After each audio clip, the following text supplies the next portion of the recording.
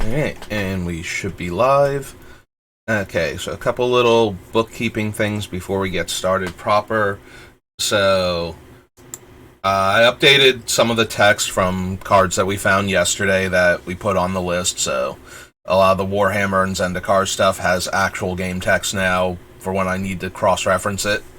Also, as you can tell by the little flashing icon, we were at 331 where we finished on 330.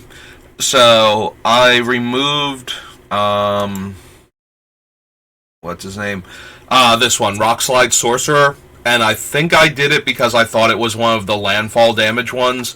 This one actually deals 1 damage when we cast an instant sorcery or wizard spell. And since a lot of the things that we are keeping are either deal a damage when we cast instants or sorceries, or untap themselves when we cast instant sorceries, non-creature spells, that sort of thing. It seemed incorrect to cut him this early in the process.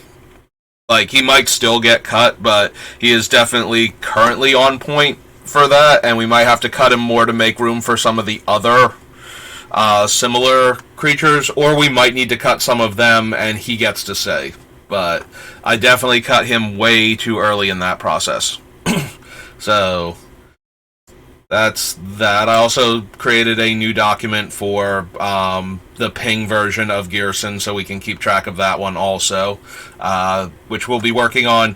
Assuming we get done with this version, we'll move on to the ping version after that. If we don't get done with this version today, though, when I do the next stream, when we finish this one up, we'll start working on the ping version. Or if I get, like, super stuck on this version for whatever reason, just to refocus my mind, I might consider going to the other one. So, that's all of that. I did notice this article had gone up, so they're releasing a set of what they're calling starter commander decks. And given the nature of what I normally stream, I thought we might take a look at it. I literally have not looked at this yet. This is my first time opening the article. Yeah, let's shrink it down so I can see chat in case I need to. So, these things are intended to be for brand new players getting into Commander. Like, a lot of Commander decks just take into account that they'll be purchased by people that are either playing Commander already and are looking for new cards, or that they might be purchased by newer players because they want to play Commander and they need a deck.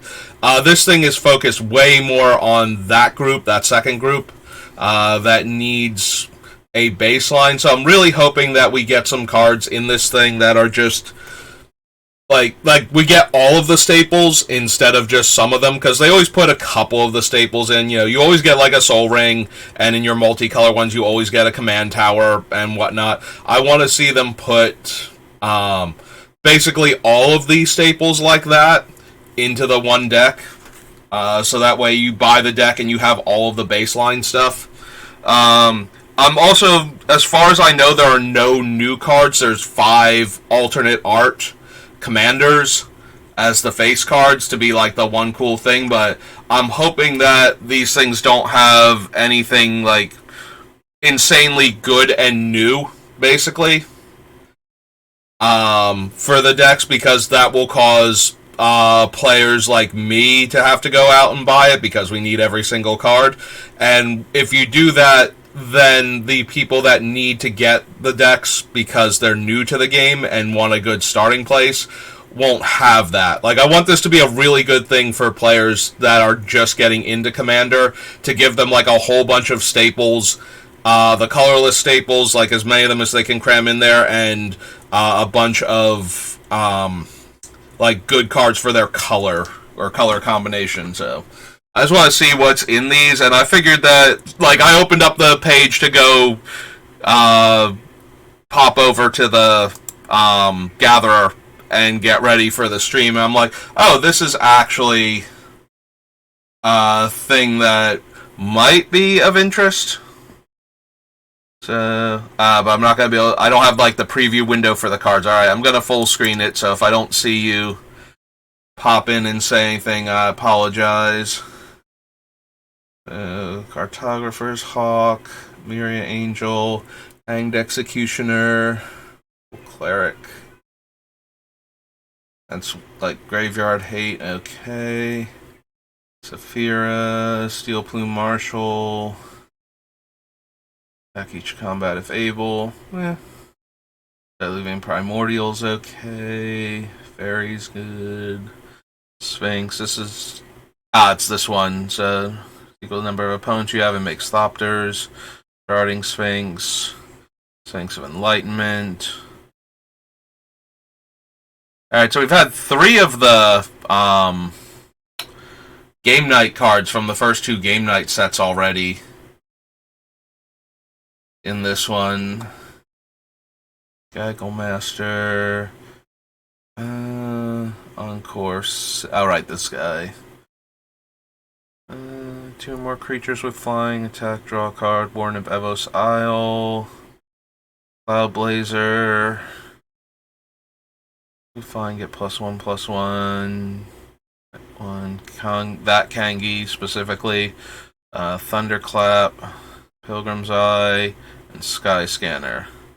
I have Cleansing Nova, Storm Herd, Time Wipe as a Wrath, Winged Words, Migratory Route, Absorb, Sphinx's Revelation, Condemn, Crush Contraband, Disenchant, Generous Gift, okay, Rally, Swords to Plowshares is good, Aetherize, Counterspell, Negate, Abidant, Arcane Signet, Azorius Signet, Commander Sphere, Sky Diamond, Soul Ring, Talisman, and Thought Vessel. I get True Conviction, Threshold, Gravitational Shift, Vanishing Light, Soul Snare, Bow, Favorable Winds, Staggering Insight. For lands, we got Moorland Haunt, Port Town, Prairie Stream, Temple of Enlightenment, Coastal Tower, Command Tower, Meandering River, Sageri Refuge, Tranquil Cove, and lands. Okay, so the blue-white one, we got a handful of staples. We've got like Counterspell, Swords to Plowshares. I wouldn't have minded seeing like Day of Judgment over, say, Time Wipe, or in addition to the Time Wipe. They did get Cleansing Nova though, so that's Cleansing Nova and Time Wipe. At least they gave you 2 Wraths. But I would not have minded seeing a bit. Did we also not? There's no Swiftfoot Boots or Lightning Greaves, so that's kind of disappointing. Yeah, I really would have liked to have seen like the things that seem almost ubiquitous to like especially casual and like mid-tier commander decks. I would like to see a lot more of those cards in these things. So getting not getting them in the thing designed for beginners, I think, is a little disappointing. Maybe the other decks have them in there, but I'd be a little disappointed if they kind of mixed and matched so that like only one deck has like the boots and the greaves, or one deck has boots, one deck has greaves, and all of that. I feel like they should really be in. If this is going to be for newer commander players, I feel like they should be in there already. Alright, so this is going to be the zombie-centric Ghyrson Geralf. We got Mind Crusher, Drudge. Draw a card if you cast a spell from your graveyard. Okay. Reaper, Champion of the Perished, Sovereign, Josu, Standard Bearer, Midnight Reaper, Overseer, Scourge, Breathing Horde, Havengal Lich, okay. Vela. Right. I Eternal Skylord, Fleshbag Marauder, Grey Merchant, Reaver, Devotee, Hotleth Giant, Loyal Subordinate, Mire Triton, Spark Reaver, Augur, Vengeful Dead, Vizier of the Scorpion, Withered Wretch, okay, Diagraph Captain, and Gleaming Overseer. Army, Crippling Fear, Necrotic Selection, Hex, Zombie Apocalypse, Enter the God Eternals, Deep Analysis, Distant Medley, Feed the Swarm, okay, Siphon Flesh, Victimize, Pilfered Plan, sorry, I was about to say Pilfered Baron, and I was like, that's not what that says. Undermine, Plating, Sabotage, Cruel Revival, Murder. With Hero's Downfall being an uncommon, I think Murder could have easily been Hero's Downfall for this thing. Grimoire, Arcane Signet, Command Sphere, Demir Signet, Heraldic Banner, Soul Ring, Talisman, Unstable Obelisk, Wayfarer's Bauble. We have Liliana's Mastery, Open the Graves, Curse of Disturbance, and Vampiric Rites. Sunken Hollow, Temple, Dismal Backwater, War Isle Refuge, Salt Marsh, Submerged Boneyard, Island and Swamp.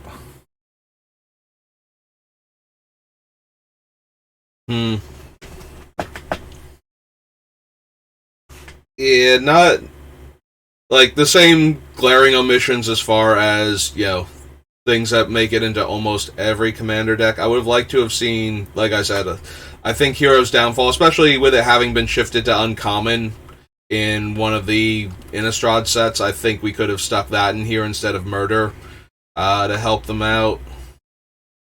They stayed very on theme with the creatures, like literally all of these things are zombies or benefit zombies, except for, I think, Vela the Nightclad, who is just... Where is she? I'm forgetting her name because she's not down here with the V's. Oh, wait, maybe she is because they're not alphabetical. There she is, Vela the Nightclad. Okay. So she's a human wizard. Her whole thing, though, is that creatures leaving play causes opponents to lose life, and there are a lot of ways to make creatures leave play in this deck. We have a lot of tokens that can die. I would not have minded seeing, what's his name? If we're going to go with the zombie route, and we're going to have a lot of these death triggers, I wouldn't have minded seeing, oh god, his name's gone out of my head, the Ghoul Caller of Nephalia. 2 mana, 1/1, end of your turn if you don't have a Decayed Zombie, makes a Decayed Zombie. I cannot believe I can't remember this guy's name now. Because I used to use him for my standard dailies, like, all the time. He's shown up in, like, my commander decks when I'm building black and I need, like, creature fodder. I can picture him and I cannot for the life of me think of his actual name. Because I'm not seeing a lot of decayed zombies in any of these things. I see, like, the zombie army from War of the Spark and regular old zombie tokens. So... I would not have minded seeing him on the list for a zombie-centric deck as a way to keep churning out a zombie every turn, so that way you keep... And a zombie that's going to die, so you get all of your death triggers, too, consistently. That would have been good. Does Curse of Disturbance make Decayed Zombies? No. I'm confusing it with one of the other ones. But yeah, I would really like to have seen more of the... Like, especially in the artifact department, I think we could have gotten both Boots and Greaves into these decks. And some slight upgrades to the removal package and whatnot. Like, these are not terrible, especially the ones that are very on theme. I like that they're on theme in this one, at least. Like, it feels more like... Like, up here where we have the Wrath that bounces one of your creatures, I know there's no Wrath that excludes flying creatures, which, given the theme of the deck, would have been super helpful. So having one that excludes one of your creatures is okay. But for down here where we have like the destroy all humans, bring back all your zombies, and wraths that can avoid specific creature types so you don't hit your zombies all the time with them. I do like that at least, as far as they're the on-theme versions of the card. So I think that's good for promoting deck building, basically. A lot of the times when I'm building decks, I will choose the card that fits the theme over the card that is generically good, unless the card that's generically good is just so much better most of the time. Because I want the deck to be focused on what it's focused on, whatever strategy we've decided to go with. So I appreciate that at least, but I would have liked to have seen some more, like, slightly higher power level on some of the cards, just to start them off with better things. Like, yes, Cruel Revival works. It destroys a non-zombie and it brings back one of your dead creatures. At 5 mana, that's not great, but it's at least on theme. But the murder could have very easily been Hero's Downfall, and I think that's like a minor missed opportunity. And again, I would like to see the Boots and Greaves. Maybe something else along those lines in these decks.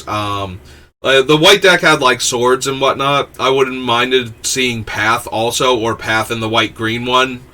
So that way, if you got like all of the decks, you would have the staples from like the two. Like each of the two decks would have like at least one of the staples, like the redundant things from each color combination. So that way, like you get a swords in one and a path in another. So if you get both of them, you get, you know, a swords and a path for your white decks type of deal.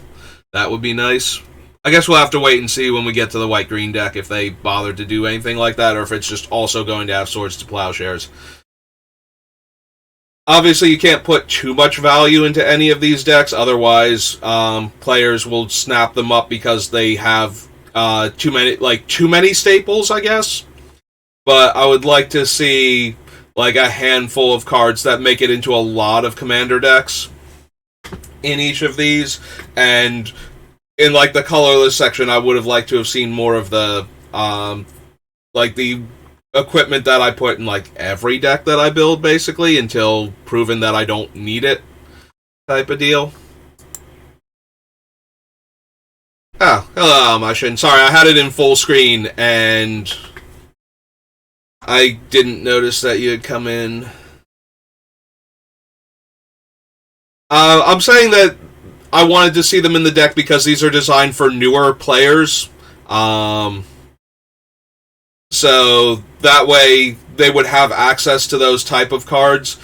Because a lot of time, like, so you don't need like the super competitive decks straight out of the gate. So a lot of the more casual decks tend to run Boots and Greaves as ways to get their creatures into the game sooner. And to keep them from dying immediately. So I would really like to see like Boots and Greaves in these decks, because a lot of players use them, especially in like your basic commander decks where you're just going to play a bunch of good dudes and turn them sideways. So a lot of the things that players first build when they get into commander.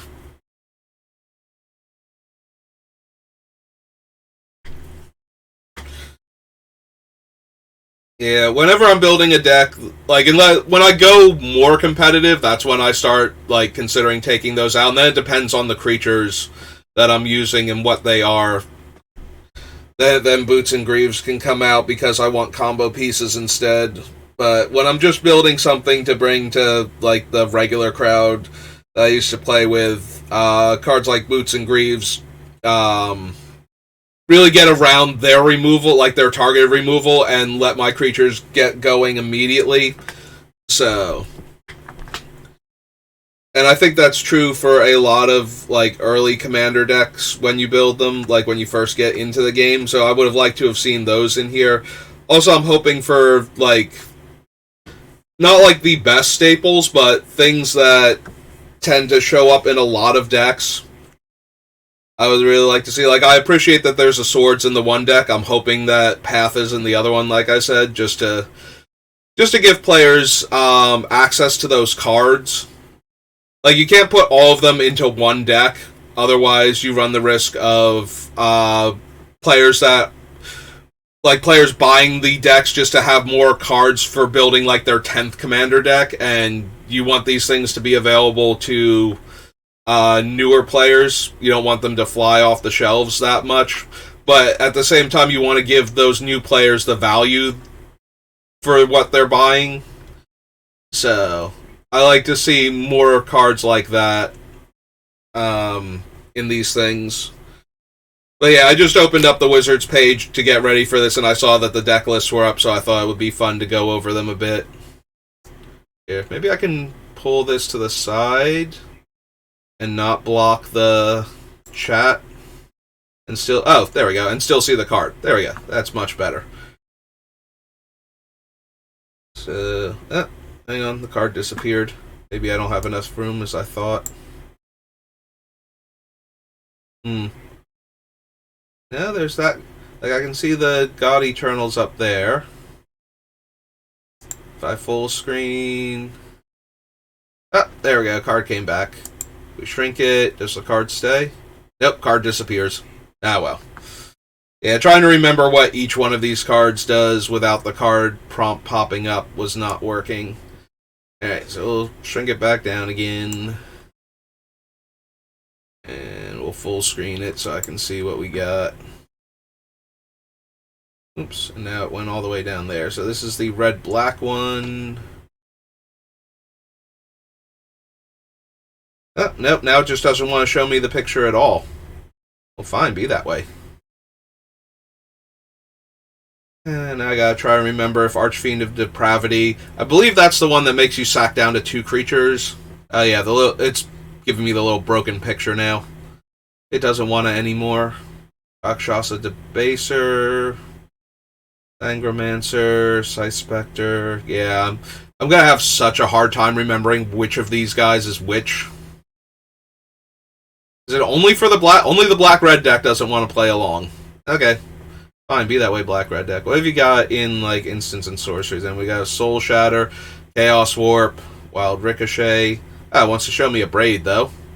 Breath of Malfagor. It literally will show me a Braid and none of the other ones. Terminate and Unlicensed Disintegration. We couldn't have gotten, like, one, what's the one from War of the Spark that I use now? Persecute? No.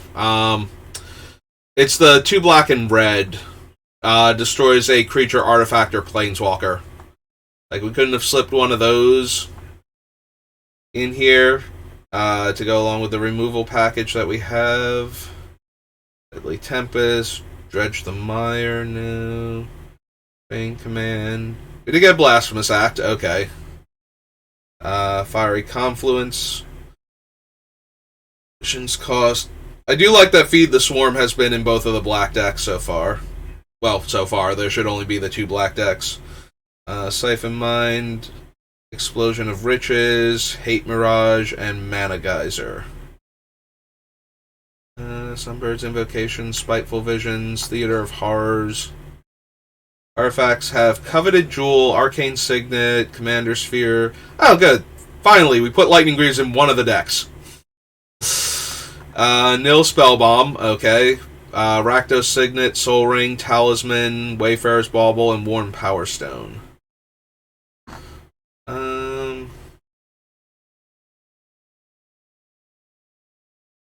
So this deck's Graveyard Hate is entirely contained in Nil Spellbomb. The other one gave you Withered Wretch, which I always prefer Nezumi Grave Robber, but Withered Wretch is a fine substitute for newer players.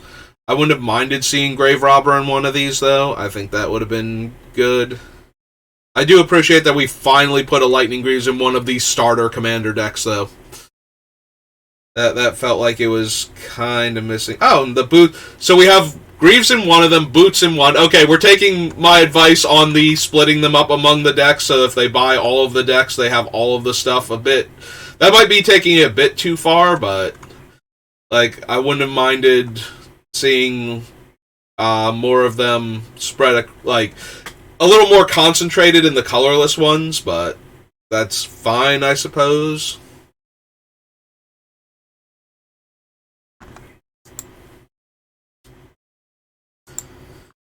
So let's see. We have Occam Hellkite, which we just... Oh, I broke the thing again. It was showing me the cards before. Oh, wait, maybe it just doesn't like certain cards again. Okay, it doesn't like certain cards. Outcast, Drakuseth, Dream Pillager. The creatures are the hardest ones to remember, so let's see what they have in spells. Shooting Suns, there's Prowess, Primal Might. It's a sorcery. I'm blanking super hard on which one Primal Might is. Shamanic Revelation. I believe that's the ferocious one that lets you draw cards and then gain life if you have like 4 power creatures. Land Defiance, Vandal. Okay, I like seeing Vandal Blast. Cultivate. Harmonize is decent. We have the Magma Quake. Okay. Leash Fury. Beast Within I like seeing. Blossoming Defense. Hunter's Insight. Return to Nature. We don't have... we couldn't get a Heroic... Maybe Heroic Intervention will be in the white-green one then. Dragon's Hoard, Arcane Signet, Atarka Monument, Command Sphere, Soul Ring, Swiftfoot Boots, Talisman of Impulse, Crucible, Frontier Siege, Dragon Tempest, Eternal Bond, Garrick's Uprising, Fires of Yavimaya is not terrible, and the same land set. Alright, does the white-green one have Intervention? Seeds... Nah, they got Rootborn Defense instead. They did put Path to Exile. Okay, so they did do what I was saying, where they put Swords in one and Path in the other. So if you bought both white decks, you would have both of the, 1-mana white removal staples. Hour of Reckoning is the one that doesn't hit tokens. Collective Unconscious. Harvest Season. Camaraderie. Harmonize. Nisa's Expedition and Overrun.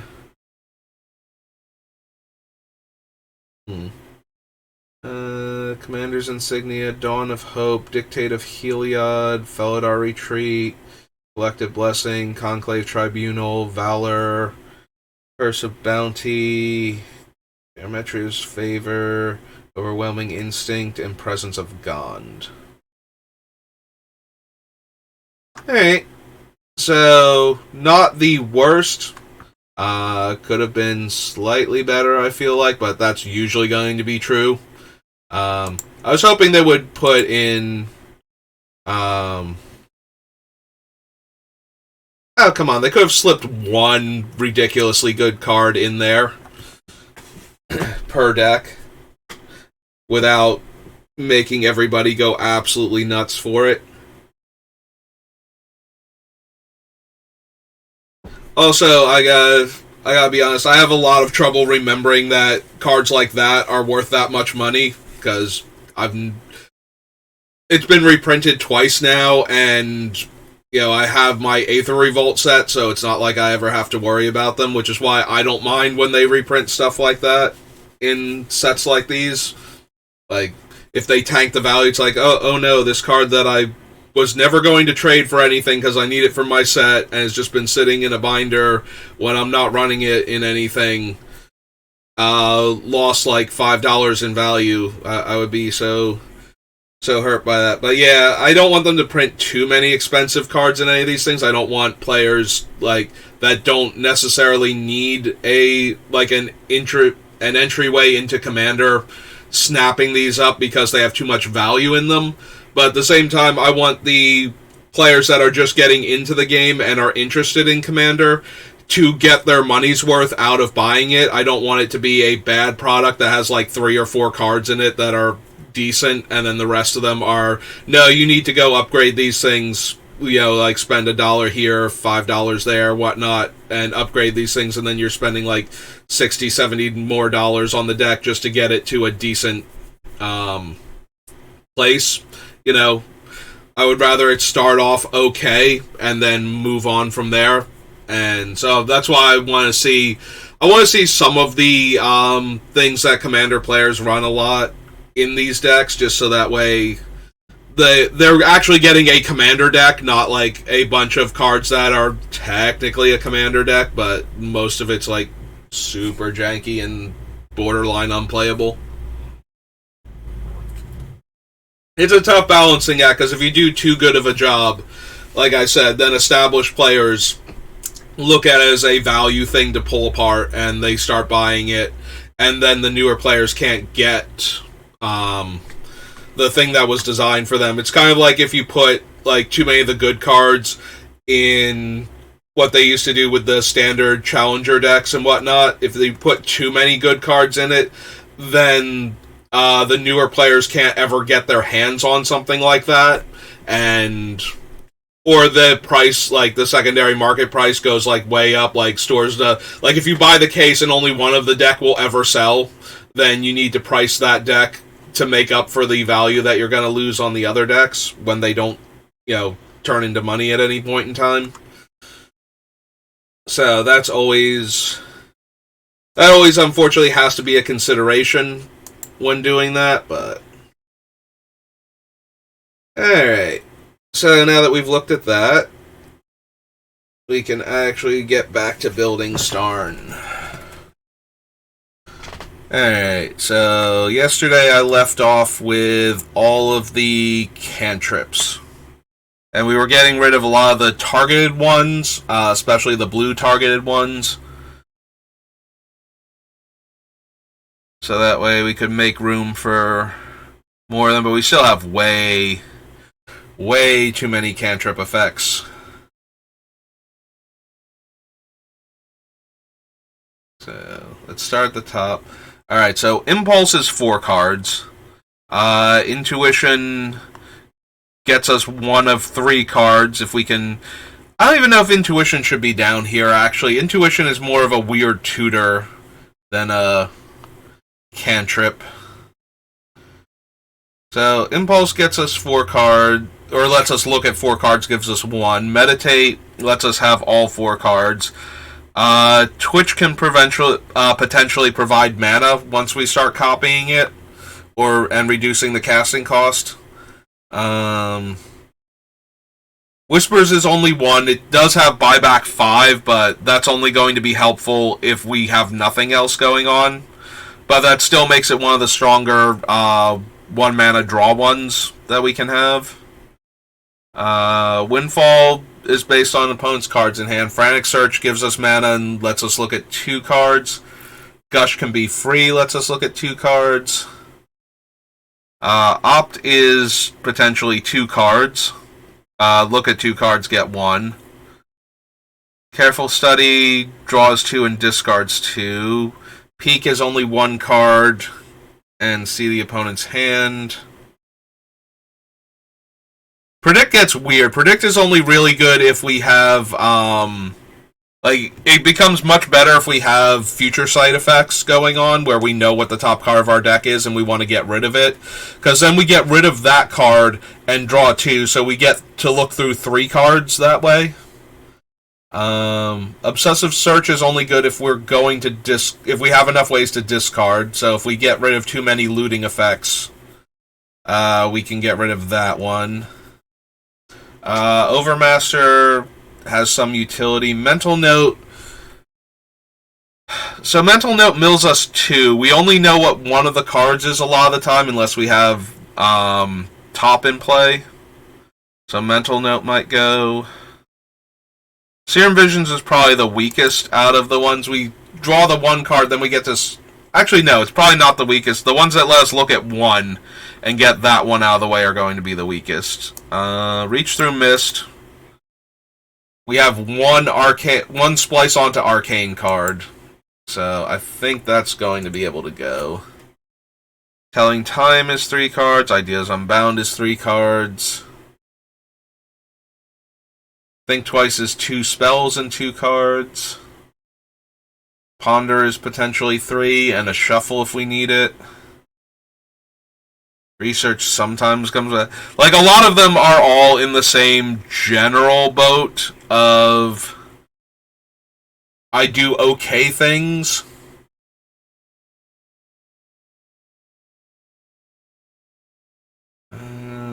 Deals 1 damage and draws a card. I really like the deals 1 damage things and draw a card. Let's see. Charter Course is only 2 cards and loot 1. Like, we have to discard one of them on top of that. That might be one of the worst draw 2s out of the entire thing.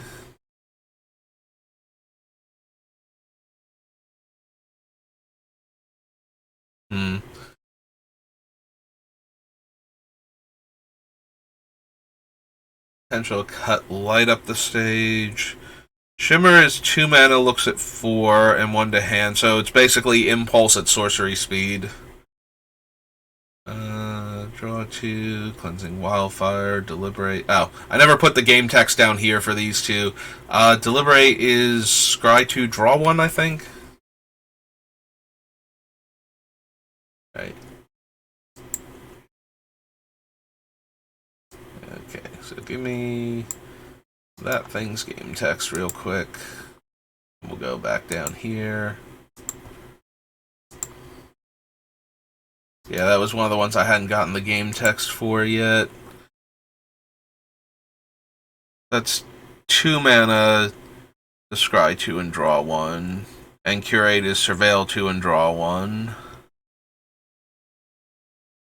Let's just look at 3. Mentor's Guidance potentially lets us look at 4, but it's 3 mana. And it's only potentially, like, we should be able to do it most of the time. But it's not guaranteed that we will. Inspired Ideas, draw 3. We do have creatures, that can potentially sack to Little Chat, but we kind of need to be sacrificing to it. Or do we look at the top? So we look at 2 with this one, whereas the other ones we scry 2 and then, or surveil 2 and then draw a card. So we look at 3 cards potentially. All right.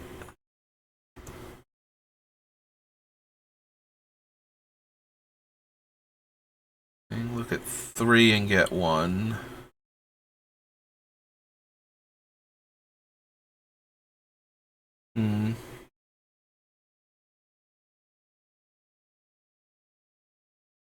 Alright, so this one is just better than Deliberate when we're trying to storm off. Like, the sorcery part is not a problem if we gain flashback for doing that. This one only lets us scry 1 and draw 1. It's connected to a body, but the body is not that good.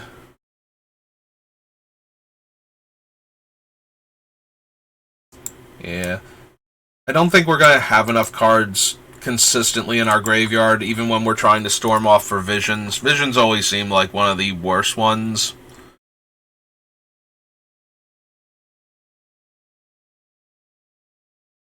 Yeah, I might want to organize these things by casting cost, just to figure out like which ones are letting us look at the most cards for our mana each time. Like, some of these are really cheap and interact with our other things, but maybe like a lot of the 1 mana ones that are in red that let us draw a card are in here because we have like the one creature that cares about specifically red cards being cast as opposed to like generic instant and sorcery.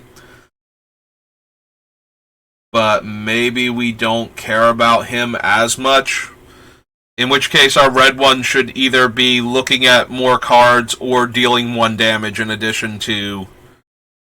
Like, they should either have to look at as many cards as the blue ones are, or they should be dealing 1 damage as part of their effect, or giving a. Like, I can see Overmaster staying in because we cast tons of sorceries, so making sure some of the higher casting cost ones, like, I would really like Hazoret's Undying Fury to resolve if we're going to set things up like that, so. Or at least, not have to worry that one of my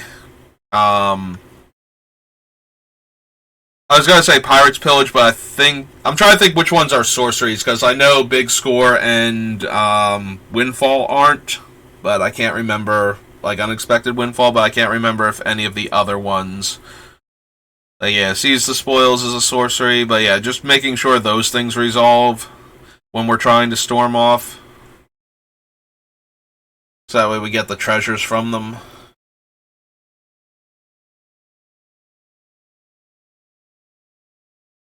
Yeah, so Visions of Beyond, Little Chat. Chart, of course, only looks at 2 cards for 2 mana, and we don't get to keep all of the cards. Reach Through Mist, again, we only have 1 Splice card. That's 4. Alright, so Reach.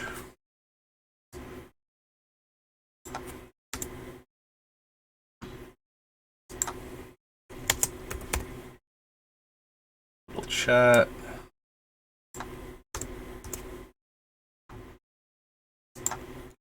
Chart, of course.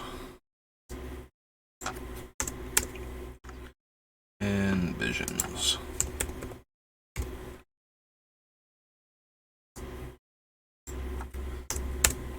Alright, so get those 4 off the list.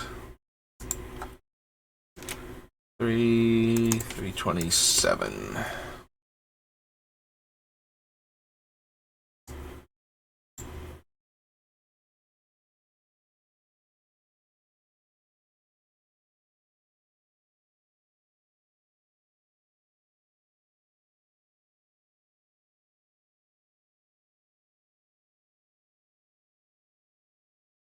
Alright, so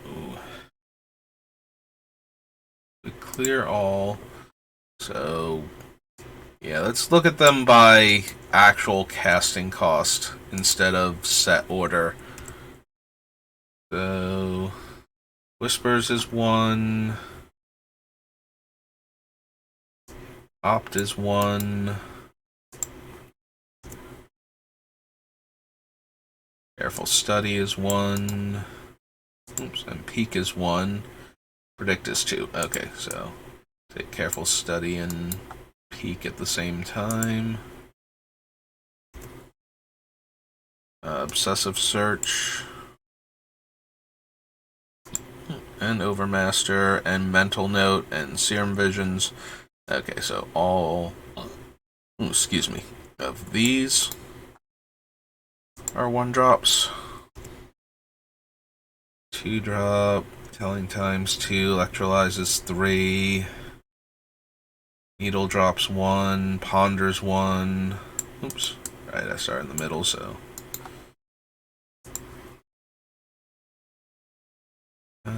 Think Twice, Research. Crimson Wisps, Gataxian Probe, Faithless Looting, Thought Scour, Expedite, Spark of Creativity is 1. We do have to pay a mana to sacrifice Implement to get our card. So I'm going to count that as 2. So let's cut these. Crash Through is 1. Warlord's Fury is 1.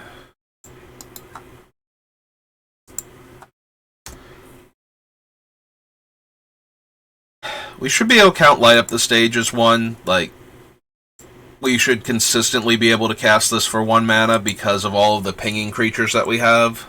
So, we also put Of One Mind in here with the idea we were going to cast it for 1. So, if it looks like we can't, then we have to bump it back down to 3, and that will dramatically reduce its likelihood of making it into the deck. Guidance, Prismari Command, Unexpected Windfall, Considers a 1-drop. 11 now. Omen, Sorcerous Sight, Sleight of Hand are both 1s. Preordain is 1. That's true. Winged Words, we have very few actual flyers in the deck.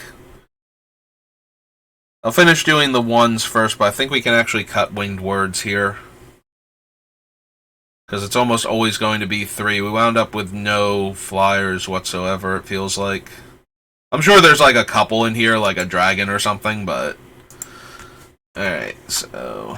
all the way at the bottom. So... Whispers... Opt... Careful Study... Obsessive Search... Needle Drop...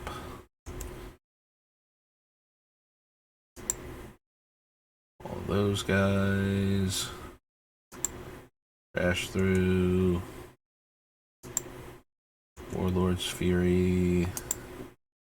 Light Up the Stage... Of One Mind... Consider... and all of those. Okay, so we clear... oh wait, hang on. And Preordain. There we go. Alright, so we clear all those off. Then we come back down here to Winged Words, and we just cut it off of the list entirely. Because we do not have anywhere near enough flyers for that card. So it's always going to be 3 mana, and if we're not running, you know, any of the other divinations, we are not running Winged Words. 26. Alright, back down to cantrips. Alright, so that's all the ones. List looting, stage, consider. Okay, so impulse is 2, so that gets to stay where it is. Predict is 2, ideas unbound, telling time are all 2s. Electrolyze is a 3.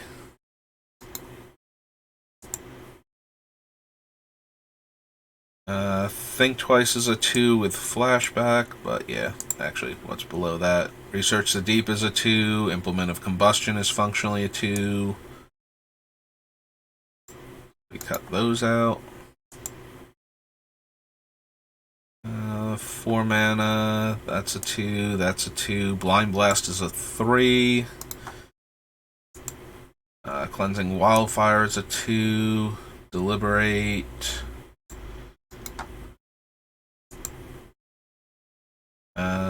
Curate, Expressive Iteration.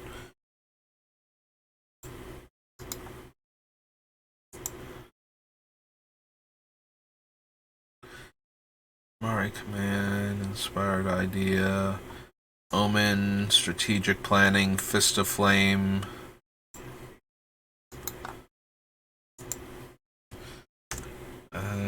Scour All Possibilities, and the spell off of Young Blue Dragon. Alright, so all of those are our 2s. We come back up here to Impulse.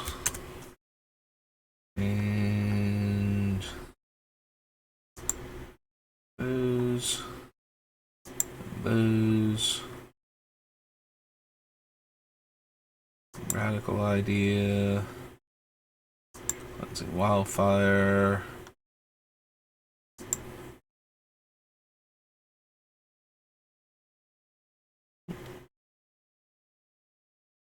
Iteration, yep. Alright, so those ones. And those. Okay, so those are all of our 2s. We have Intuition, Meditate, Twitch, Windfall, Frantic Search. I mean, Gush is a 5, but we're planning on casting it by bouncing 2 lands, or, yeah, 2 islands every time that we're storming off. Repeal is an X. At this point, I might just pull out everything that's, you know, above 3, or below 3, however you want to look at it, and then put all the 3s together that way. And Pirate's Pillage is a 4, so we can cut these ones out. 3, 3, 3 for that. Windfall's technically a 4. Not technically, it is a 4. Big Score's a 4.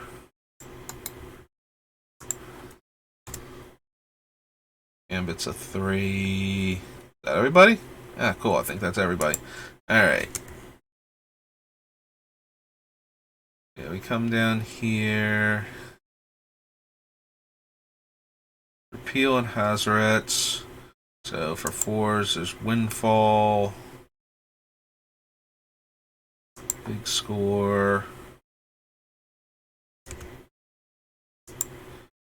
Oh, and Pirate's Pillage. Alright, so we clear all and we put Pirate's Pillage up above.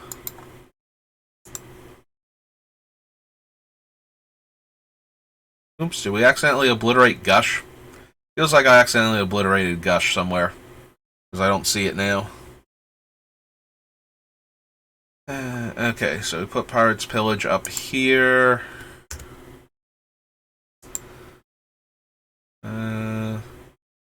Gambit. Big Score. Hazaret's Undying Fury. And yeah, we were supposed to have Gush. Which we can kind of put up here at this point. Because technically it's going to be a 0 when we're trying to go off with it. Which is why it's on the list to begin with. Alright. Alright, so our 1-drops, we have Whispers, which has buyback.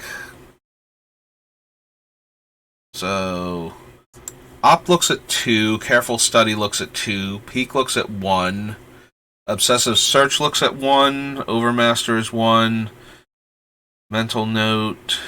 Serum Visions looks at up to 3. We don't get to see, like, we have to draw the card first, but then we get to see the next 2 after that also, and see if we want to keep them. Needle Drop. Ponder looks at 3. Faithless Looting looks at 2. Thought Scour, Expedite, Spark of Creativity.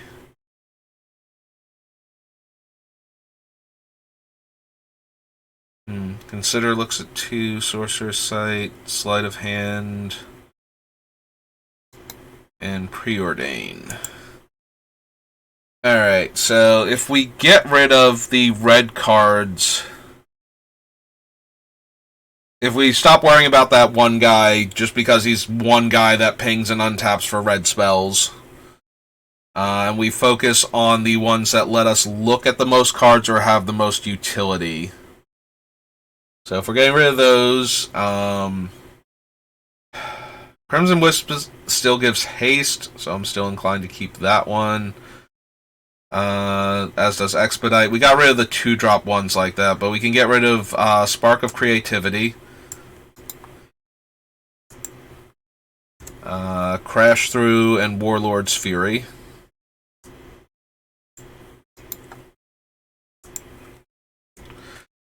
A little bit of a shame on Warlord's Fury, but I think once we get to the part where we're attacking with that many creatures, them having first strike and killing all the blockers is less important than the fact that we have this army of 1/1s that will kill our opponents when they connect. So I think we can get rid of all of those.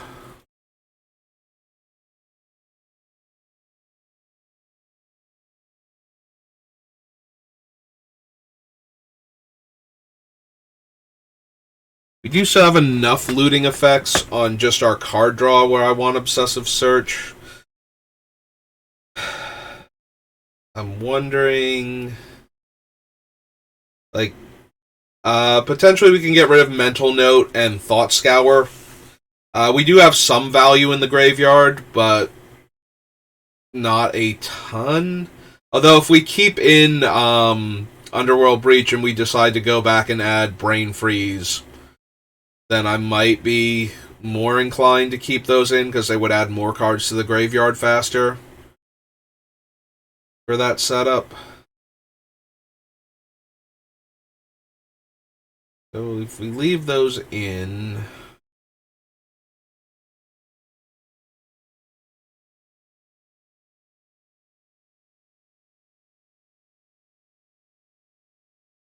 Hmm.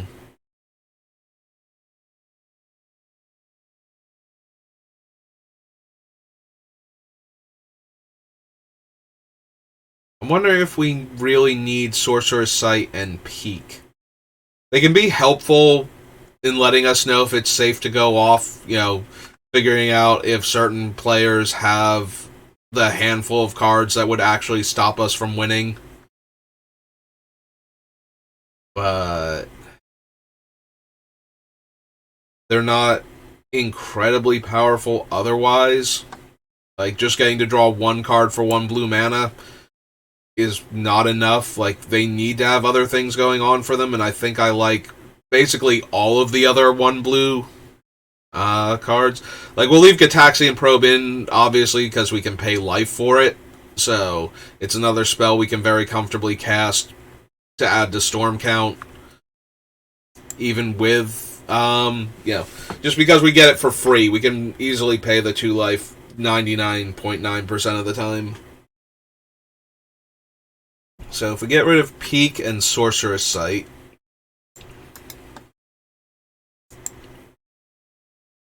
although maybe that's not fair to Peek. Maybe we should be looking at the more expensive ones first, make sure they're pulling their weight before we straight up get rid of the cheaper ones. Because as bad as some of the cheaper ones are in comparison to each other, the more expensive ones really have to justify their spots in the deck. So, right now, the most expensive ones give us multiple spells for free in Hazoret's thing. Give us treasure back, which can allow us to keep going off, or access to mana. So, destroying one of our tapped lands and then putting an untapped land into play and drawing a card. If we can copy this multiple times, or if we can get the casting cost down, we can basically make it free with our cost reduction spells. So, Inspired Idea draws 3. Pirate's Pillage makes treasure. Then we have a bunch of the deal 1 damage ones, which I'm inclined to keep because that will allow us to trigger our commander while doing other stuff, and they let us draw cards. So right now that leaves like Mentor's Guidance as one of the weakest 3s that we have. In fact, I think it is the weakest 3 by a lot, the more I look at this.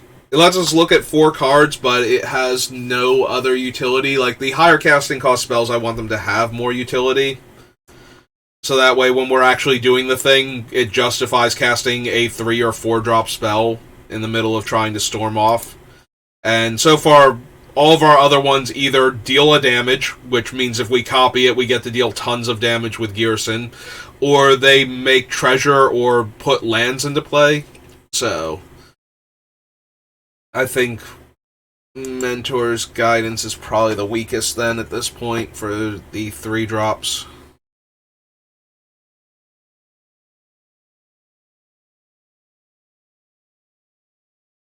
Alright, so what do our 2s look like? That's scry 1, draw 1. This is draw a card and buff our creatures, but that feels more like the other ones that we already cut.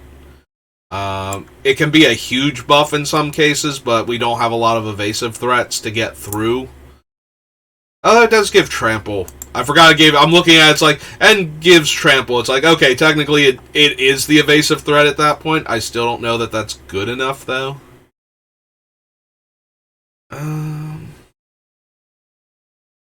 Because most of the time, if we're winning... if we're casting all of these spells and drawing all these cards and dealing damage with all of our things, making one guy a huge trampler isn't going to be anything super relevant, or we were already going to win regardless, basically. The idea that we make a guy a giant trampler with this card, and that's somehow what we needed to do to win, seems like it would be very unlikely that we could get into a point with where that is where we're at with these cards. Alright, so for the 2 drops, actually, let's go ahead and cut all of these first and make more room. So we have Spark of Creativity. It's 1. Oh, that's Spark Jolt. Oh, there are a lot of cards with Spark. Rowan, Spark Double, War of the Spark, Spark of Creativity. Okay. That's 1. Crash Through is going to be 2.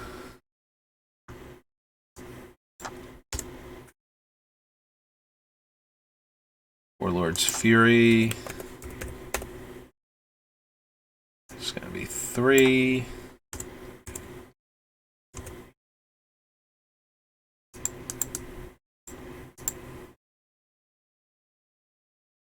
We put Peak back on the list, so 3. Mentor's Guidance is going to be 4.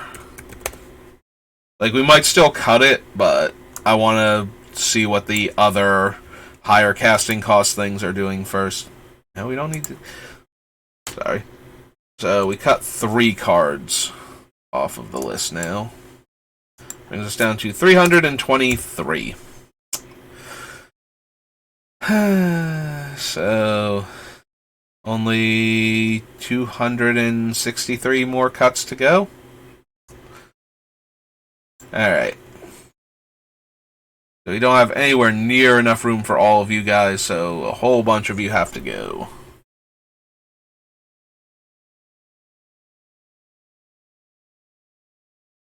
Alright, so what are our 2-drops?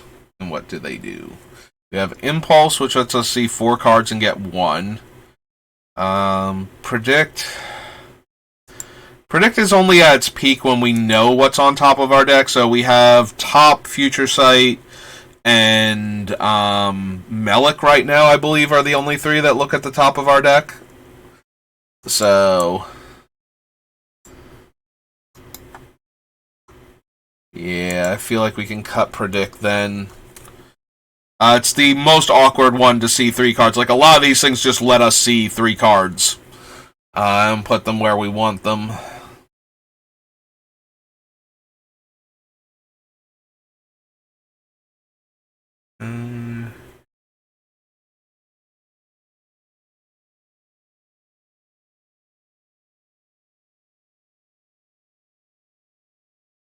Right.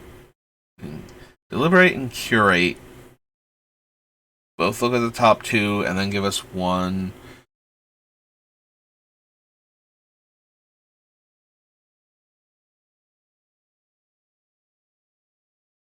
Omen is a Ponder, so it looks at 3 and then gives us 1. Strategic Playing also lets us look at 3, gives us 1, puts them... like, it's more where the cards are going for a lot of these cards at this point. Like, where the ones we don't get actually wind up.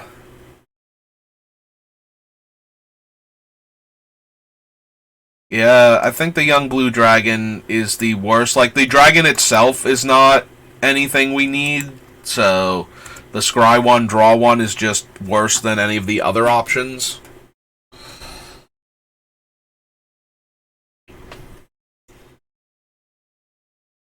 Top 4 cards, 1 to hand, rest to bottom.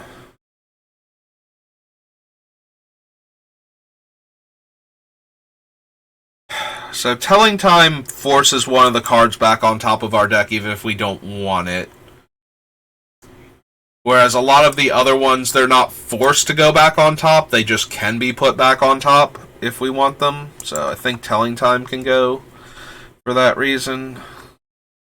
Like, we either automatically get all 3 of the cards, we get more cards than 3, or we get the option of where they go.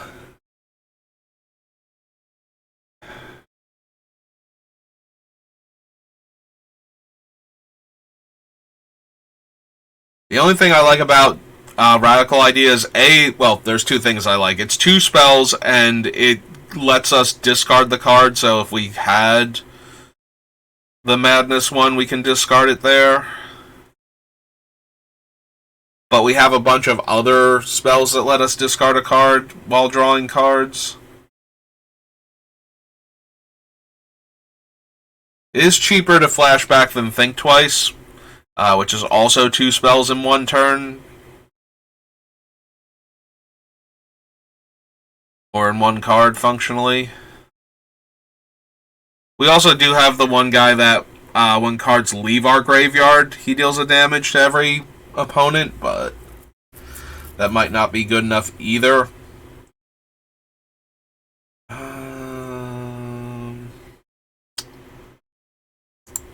Think twice. Radical idea. We do need to make cuts. I'm more inclined to keep the cards that see more cards. Can probably cut Research the Deep at that point too, because that one's not even guaranteed. It buys itself back for free by winning the Clash. It does let us scry functionally after drawing the card. So it's draw one, scry one, and if the top card of our deck happens to have a higher casting cost than the top card of like one other player's deck, we also buy it back for free. Randomly. Like, all of those are okay. None of them are like that good though, unfortunately. So yeah, the Implement of Combustion at least is dealing 1 damage, so that makes me inclined to keep that. Yeah, I think we're going to cut Think Twice and Radical Idea. Which is a little bit sad, but it's mostly sad because they're one card that are 2 spells for our Storm count, more so than... oh, excuse me. Ugh. Sorry, choking there for a second.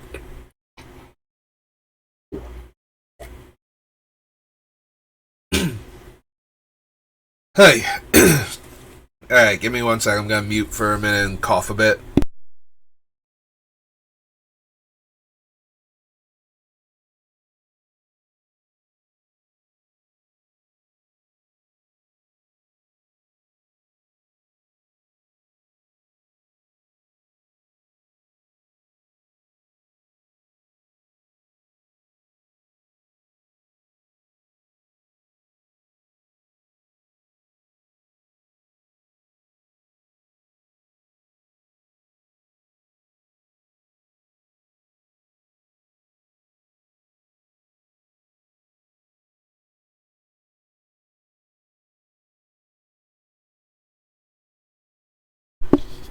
Okay.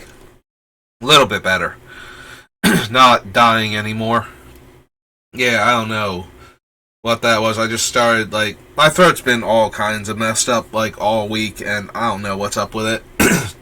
Like, I haven't gotten any sicker. Like, sometimes I'll start off with a sore throat, and that will progress into, like, a cold or a flu or something. And this has not done anything other than be annoying. And now I'm choking a little bit still. Alright. So yeah, I feel bad about losing the spells that are functionally 2 spells we can cast off of a single card to add to Storm count. But I think I'm better off with spells getting me 2 more spells consistently than the spells themselves being 2 spells.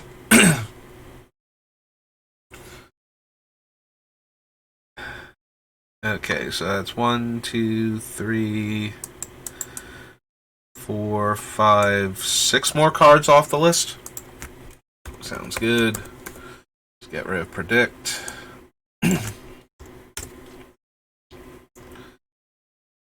Young Blue. Wrong Young. There we go.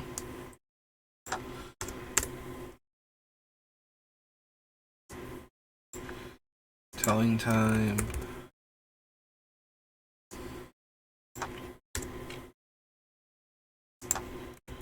Research.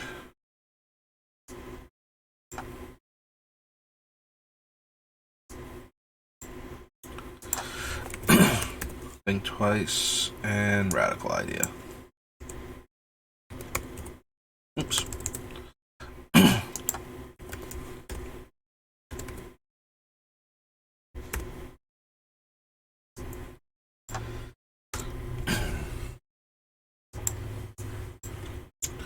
Alright, so that's 6 more off the list. So that's down to 317 now. Oh wow, we're making so much progress.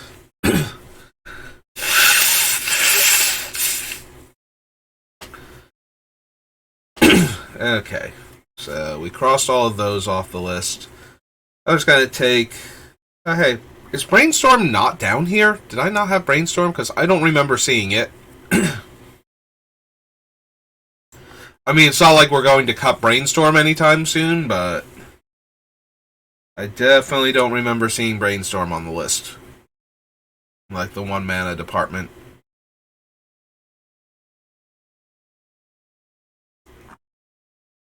And definitely should be, even if we're not going to cut it. We still need it down here for completionist and comparison's sake.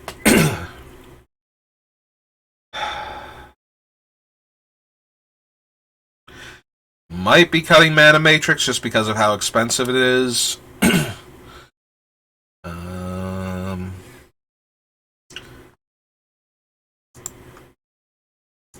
I do like Pyrokinesis being free, but it does only hit creatures, and we have a handful of these spells that hit players also, which is super helpful if we're copying it with Thousand Year Storm.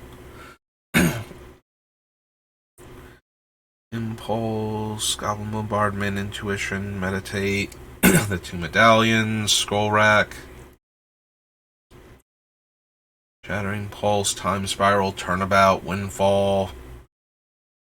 Can probably cut Snap. Untaps 2 of our lands, so we can go up on mana with it, but down a card. And we have a couple other cards that will untap our things, so...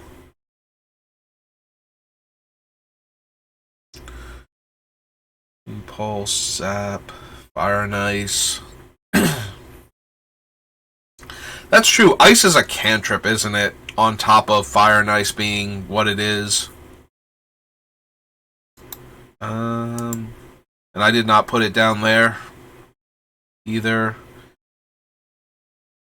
Lava Dart is 2 spells. Future Sight, Sharpshooter. Plans, Mind's Desire, Fabricate, Gilded Lotus, Lightning Greaves. We might not need Greaves and Boots for this deck, after all the talking about it we did before.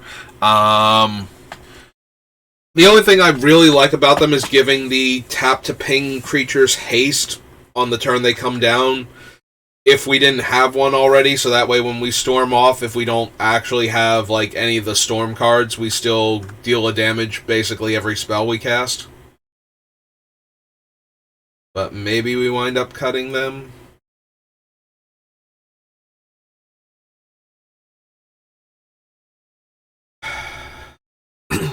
We also might be able to cut Overblaze. If we're doing the thing, we might just be doing the thing, and we don't need Ghyrson to deal 4 damage at a time.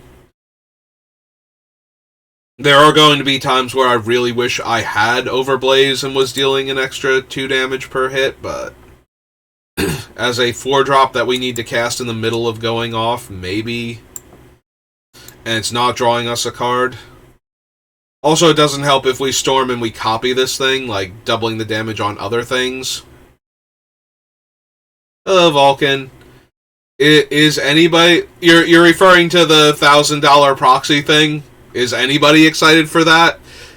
Like, literally, is anybody excited for that thing?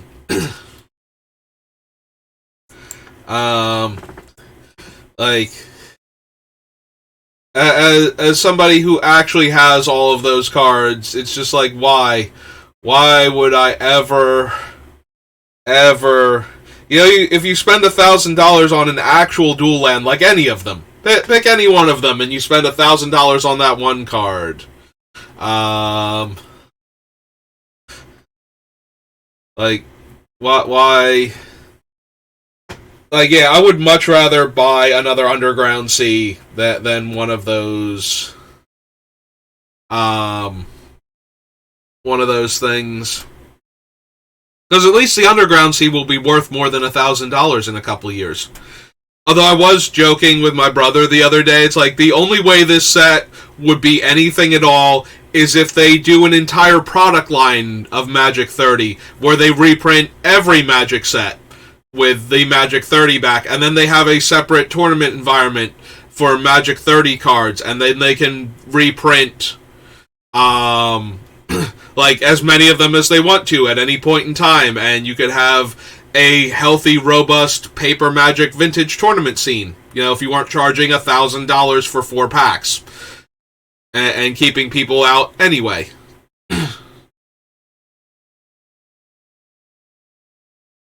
Oh yeah, no. If they had done literally anything else, yeah, I agree with that 100%. If you could just buy a booster box of beta for $100 and draft beta functionally, then you just didn't have, like, basically phantom draft beta in real life, that would have been a way better.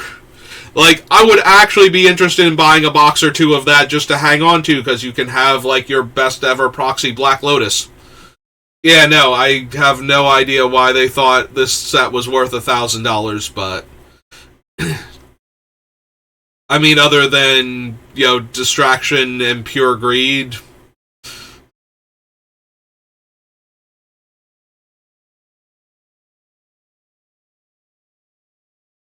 Alright, not that I mind your choice of language, but I'm amazed that my auto mod has not attacked you yet. For anything that you've thrown at me for your feelings on this particular product. I remember when it was mad you called somebody a scumbag that one time. So.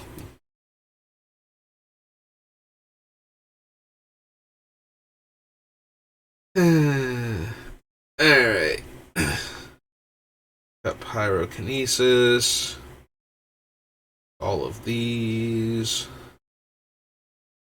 Vegas of the Jar, Ophidian Eye. Might be Teferi. You might not be doing enough in the deck. That's true. I do have 1,000-year elixir if I care that much about my things having haste. It untaps when I cast a red spell.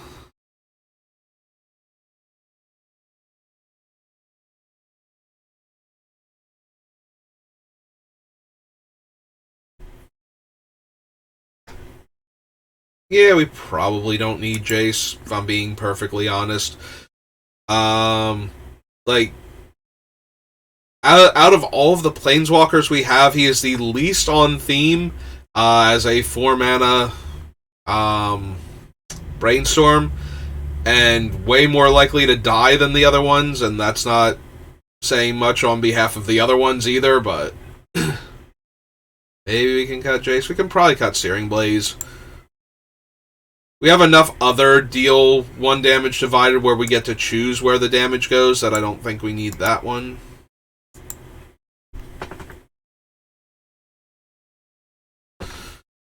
Spawning Breath, Koth, to the core, Gataxian Probe, Gut Shot, Geist Flame. Love me some Snapcaster. Sonic Rift, Electrickery, Electromancer, there's Melik. The one Scry one. Deals damage to opponent. This deals that much damage to a creature or player. We probably don't need this for the Storm version. We don't really care about killing their creatures. We care about killing the players behind the creatures.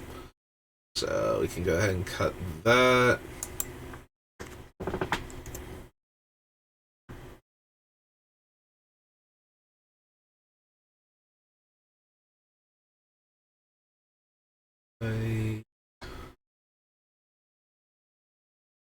Judgment.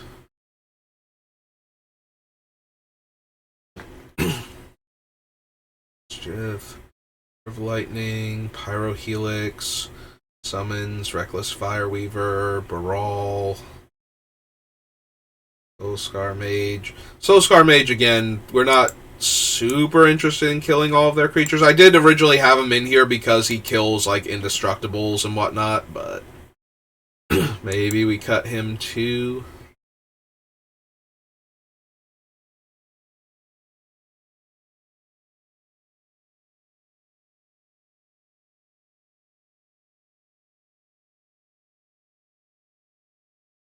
Static Field, Murmuring Mystic, Niv, Runaway Steamkin, Thousand Year Storm, Shimmer, Finale, L, Billy, Spark Double,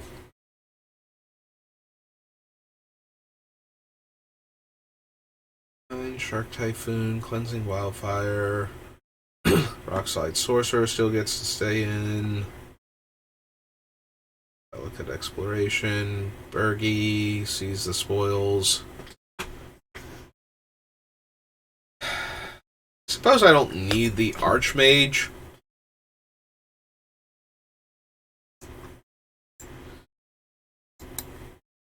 I go ahead and cut that.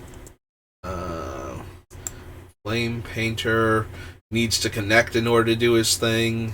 Like, he's okay. He's certainly very powerful when he does, but I think we have enough other ways to flash back our spells. And by other ways, I mean we have Snapcaster, which just guarantees we get the spell back. I think there's somebody else in the deck, but I forget now who it was.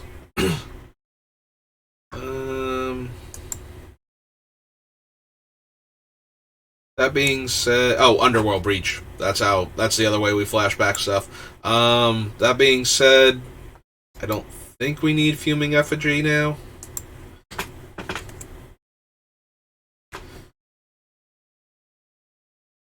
Kill an artist, solve the equation, magic missile, windfall, burn down the house. Oh right, Lear. Lear also lets us flash back. Neonate's Rush, Fadric, and the festivities. Yeah, Flame Breather, Raconteurs, Maniform. Yeah, we probably don't need Invoke Calamity. Cut that. That's 10 cards cut.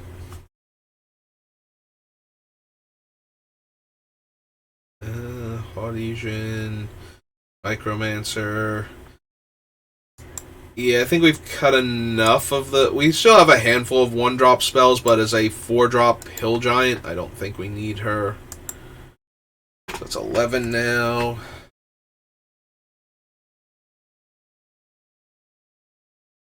And Imperial Recruiter. Chandra, Jace's Archivist. Yeah, we probably don't need the Archivist either. Like, we already have Windfall itself. I don't think we need him specifically. He's okay, but not amazing, and this will make room.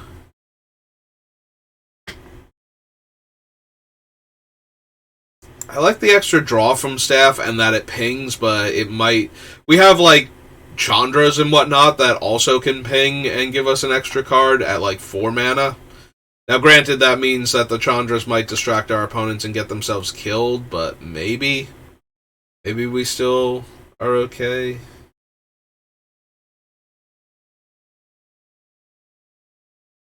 We make a reasonable number of artifacts, but by the time we're making enough for this to be relevant, we should be good. Otherwise, yeah, we should have stormed off already. Or done enough pings from our other sources. Like, it's only like the Storm Artist, or not Artist, Storm Kiln, whatever is it, the Dwarf. The one that makes treasures when we're storming off. Or if we manage to storm off in such a way that we cast like 5 or 6 Pirates, Pillages, and whatnot. That we have enough treasures. So we probably don't need Sai anymore. It's gonna be really hard for me to cut Awakened Inferno, despite, you know, her being better in the ping. She's better in the pings version. She's a 6-drop in this thing. That's true. She's much better in the ping version. I was gonna say it's gonna be hard for me to cut her because of how good she is for that, but we're gonna build a whole separate version of this deck that uses the pings version, and she's going to be like front and center in that one, so I don't think we need her in this one, despite the fact that she is still very good in this one. Collecting SWAT, Fierce Guardianship, Tidal Barracuda, Smoke Spirit Aid, Spellbinding Soprano.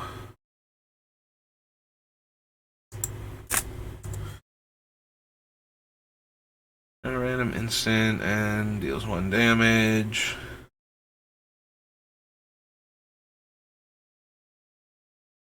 I've already cut a bunch of the token makers so far. Like, yes, he can make his own tokens, but as a 5 mana cost reduction spell, like, I'm also not running the one Drake that gets, like, power boost every time you cast the spells too. So maybe I don't need this guy.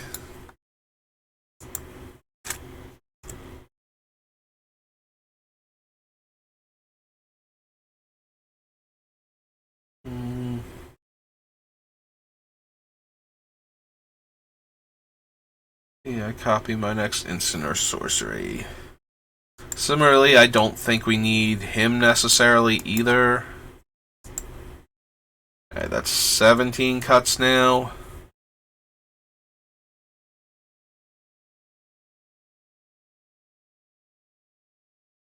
Alright, so that's 17 cards off the list. Oh, hey! That brings us down to an even 300. I forgot that we were on 317.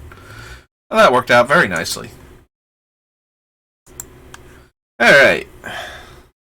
So, only 240 more cuts to go, and the deck is perfect.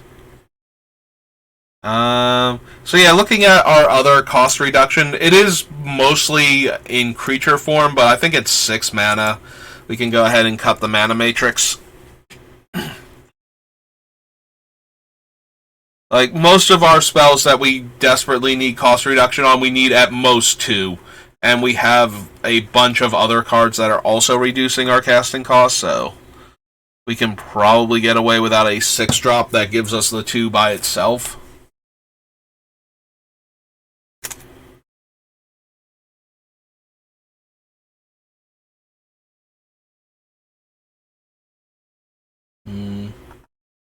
We probably don't need the repercussions in this version of the deck. I think the repercussions will go much better in the Pings Matter version as opposed to the Storm version, where we're just using Ghyrson as the way to kill the opponents with all the Storm that we're doing.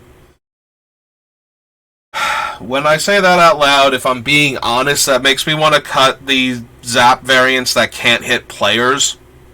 Like, I want to use the ones that can hit players at that point, rather than the ones that can only hit creatures. So, I think Blind Blast will go out of this version of the deck. Lava Dart is 1 damage to any target. Sharpshooter, Mind's Desire, Fabricate, O-Stone, Serum Visions, Top, Electrolyzed, Electrode, Is It Signet, Niv Mizzet, Magus of the Jar. Yeah, we probably don't need Magus and the Jar itself. We can probably get by with just one of them. Go ahead and cut him. Yeah, Needle Drop can hit anything.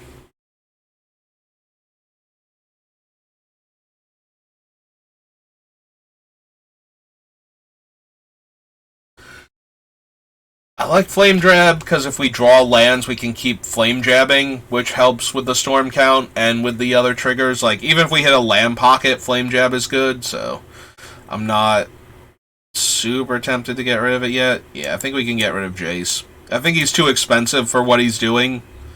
And he's not an instant or sorcery for the other cards that care about that sort of thing.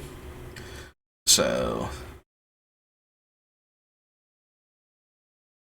I think Koth 2. So Koth's Plus just turns one of our lands into a 4/4, which is fine, but that's really not anything the deck cares about. So we're running him for his main minus in the Storm version to add red mana for every mountain we already have in play. and we're running him in the Pings version for his ultimate, so I don't think he's good enough at that point for just his minus in this version of the deck. And he's probably not going to be good enough for his ultimate in the Pings version. Like, untapping the land. He does untap a land each turn. Like, the land he animates is an extra mana at that point. So I feel like he's doing more than Jace, but I also feel like we're ultimately going to wind up cutting him anyway, so... Probably don't need Howl of the Horde either. Like, copying our spells once or twice is kind of whatever. Like, we're not running any of the other forks. The fact that this one can copy the spell twice was mildly interesting, but...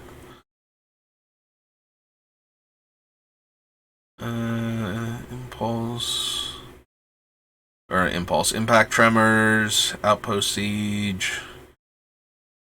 Dance with the Devils. Probably don't need Dance with the Devils in this version.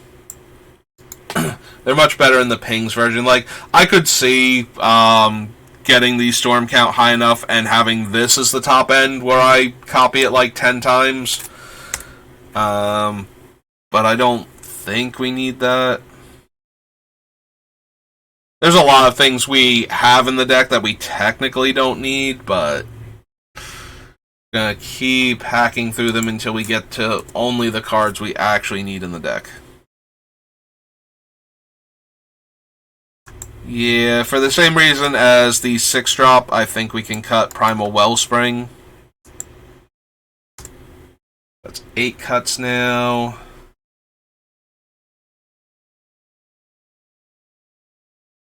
Electrostatic Field. Murmuring Mystic. Sage Shimmer Possibilities. There's Blind Blast, and yeah, I think we can cut that from this version. Cut that is 9. Probably cut the Finale also. That's 10 now. And yeah, let's go cut Blind Blast from the list below, from the cantrip section.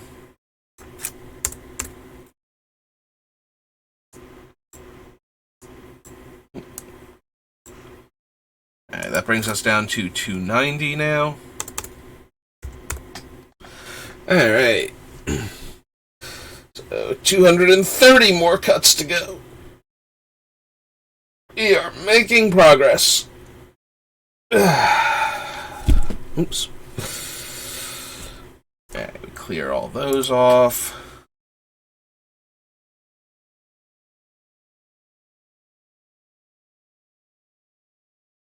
Medallion, Sapphire Medallion. Maybe we don't want both of the medallions.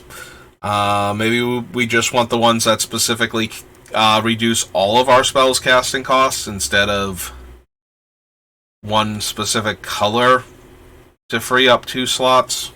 So we'd be left with Awakening, Electromancer, Vadrik.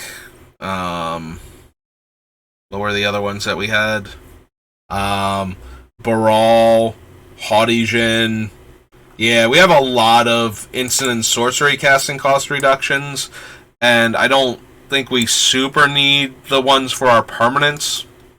Oh, I should kill them off individually, though. Make it easier to remember how many things we've cut now. Like, I don't even think we need all of the ones I just mentioned. So we can probably cut the medallions at this point, and then cut 1 or 2 of the other ones also.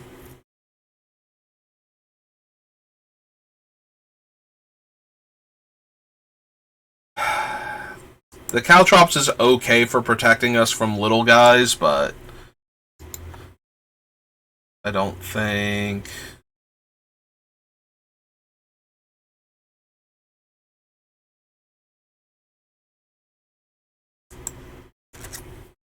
Hello, Agram Citizen. So, which card that you have has got you so excited?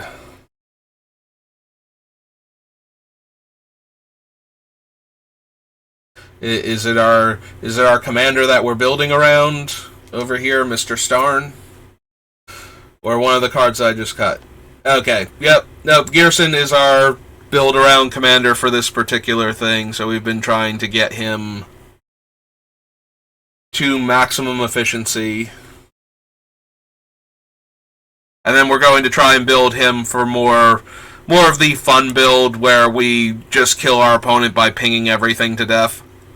Because both versions of him are very powerful. I've never built a Storm Commander before, and I kind of got derailed by two of these Storm cards being very, very good with him. So, the two Storm cards being Grape Shot, which deals 1 damage, and Empty the Warrens, which makes 2 1/1s. So, this one is most definitely not. This is going to be, like, the one that I'm currently working on is a much more,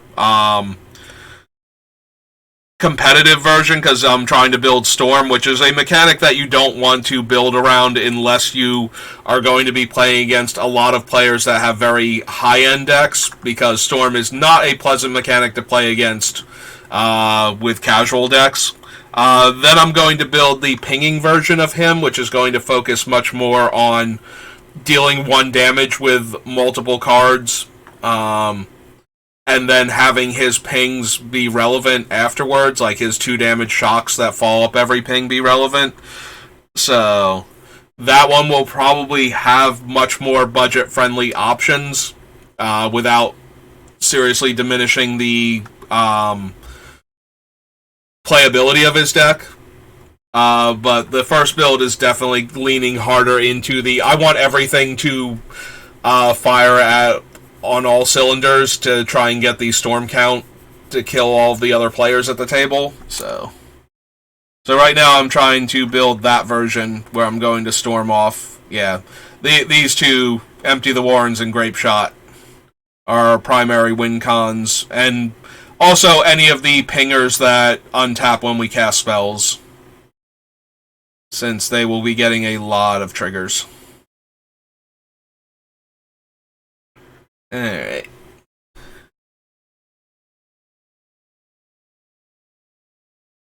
Spawning Breath. Into the Core. Gitaxian Probe. Gut Shot. Ice Flame. Looting. Thought Scour. Cyclonic Rift. Trickery. Spark Jolt.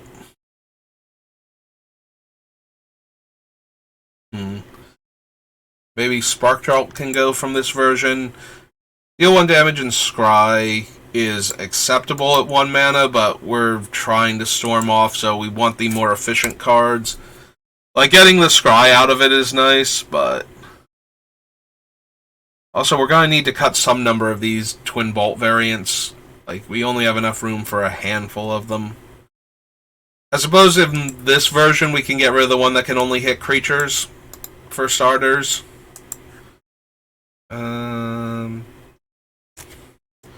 Yeah, the Pings Matter version, we might want the one that hits creatures more. This version, we're going to want the one that can hit players more.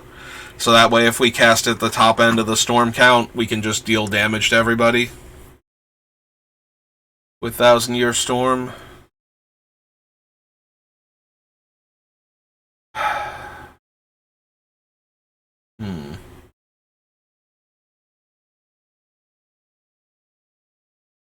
I'm wondering if we don't need all of the counters I have on the list. Like, I have a handful of them. Like, there's not a lot of them. I'm wondering if we just go Counterspell, Mana Drain, Force of Will, Fierce Guardianship, I think is the free one from Ikoria Commander. Like, we run those ones, but we cut, like, the Disallow and the Glenelendra Archmage and whatnot.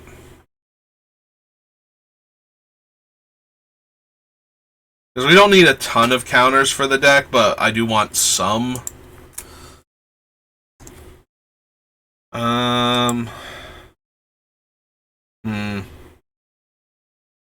Narset's really good against the kind of decks I plan to play this deck against, but she's also not on theme for. I mean, she does get non-creature spells. Yeah, no.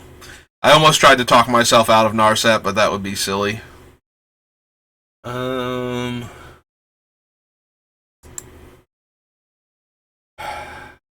Yeah, I think we can cut Cirkira. The only thing I like about her is that she can never deck you. Like, you can't. You can run out of cards and you can die from that, but you can't ever get killed by her. Like the Archmage that we took out, if we're storming off too hard and we don't kill him, we can potentially draw our entire deck and die from that. But she's always going to only exile the card, so we can never actually die from her. Then we just can't cast any more card draw spells that turn.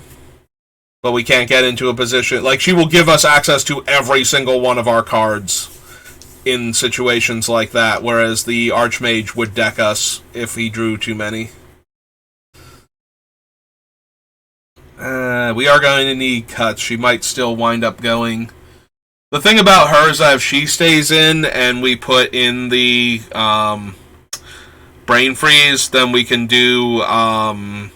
what's his name? Thassa's Oracle as a backup win con. Because if we're already being mean and storming, we might as well run one of the most obnoxious win cons in Commander as a backup plan.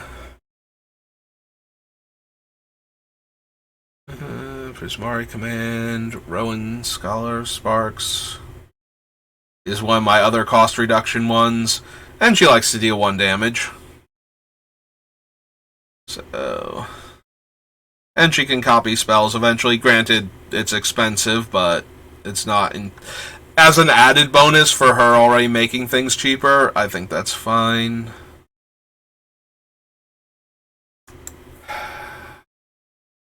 Probably don't need Burn Down the House, then. We're going to focus almost exclusively on the Storm aspect. So that's 6 cards now. Definitely want Leer. 1 damage to a creature and 1 damage to its controller and draw 1. That kind of keeps it in for a little while. I like End the Festivities as a much cheaper Burn Down the House for the way our deck works, just sweeping the table of all of our opponent's little guys. And it can deal 1 damage to the opponent, so if we copy it a whole lot of times, we get that effect too.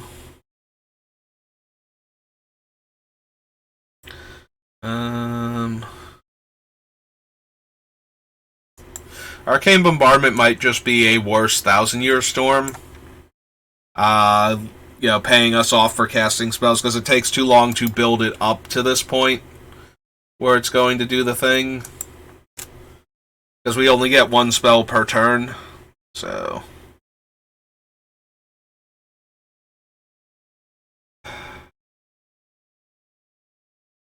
Debating cutting the Haughty Djinn. It's more mana than the other cost reduction. Although, I suppose if we're going to cut Haughty Djinn, we should cut Vadrik first.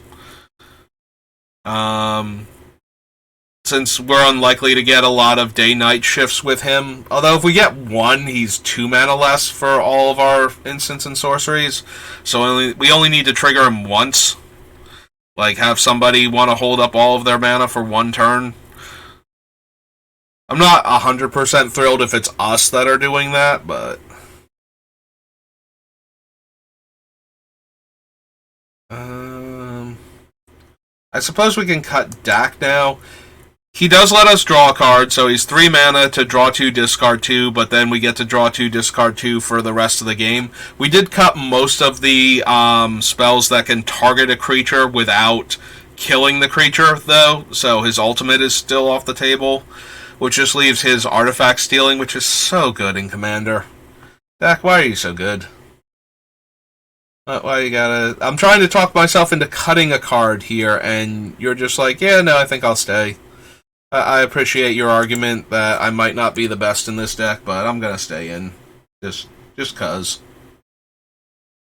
Rampant Growth, untapped, and draw 1. Yeah, we can't cut Geomancer's Gambit. Fury is only creatures and planeswalkers, right? So we can cut that one.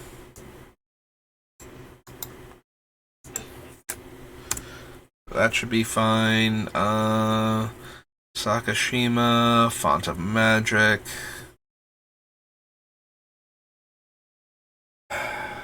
Probably want to keep the Extortionist.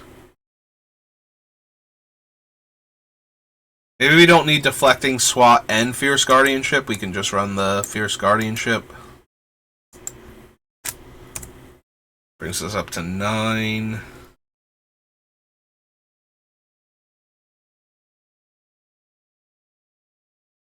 Definitely want that one. Definitely want this one. We might be able to cut the Infiltrator too. It can draw us a bunch of cards before we try to go off, which is one of the things I like about it. And it gives us a bunch of 1-power creatures for doing that. Like, realistically, what are we casting this thing for? 7, 9? I think 11 is, like, the most, like, best reasonable result we can expect, and that's still getting very late into the game. Also, I believe you don't get the squad copies if this guy gets countered, which could be a problem if we tap out for him. So in that regard, it's kind of like getting your Stroke of Genius or whatnot countered.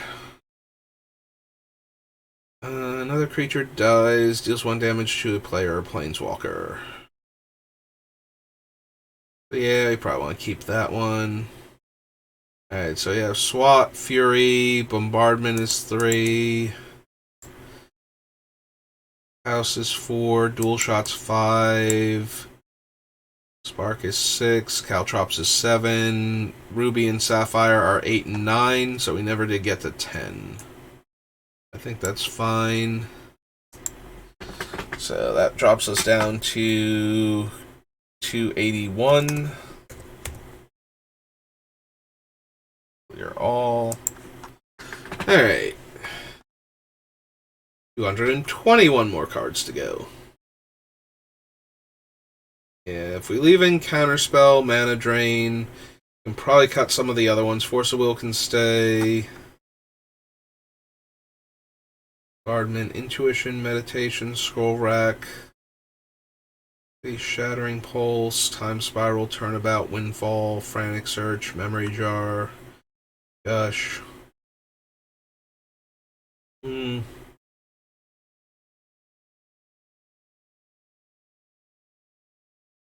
Fire and Ice, Careful Study, Peak, Riku. Probably don't need Riku anymore. It lets us flash back one of our sorceries from the graveyard, and then for 4 mana we get to flash back another. So for 6 mana it can add 2 more spells, but then we need to actually be able to cast those spells also, which I think between that and the fact that half of them are going to be instants and we might not even have enough good sorceries at that point. Fabricate. Do I still need to keep Fabricate? I've cut a bunch of the artifacts from the deck. Not all of them, obviously, and we're looking at like a whole bunch of them here. But I don't think I have any that are super important that I need to tutor for them. We definitely have instants and sorceries that are super important and need to be tutored for. I don't know why I'm trying to cut the game text and not the Fabricate itself. But I don't think we have any, like, we want, obviously, mana rocks and ways to produce mana, and we have, like, a couple utility ones, but aside from maybe top when we have Future Sight, I don't really think we need any of our artifacts that, like, any individual artifact that badly that we need to tutor for it.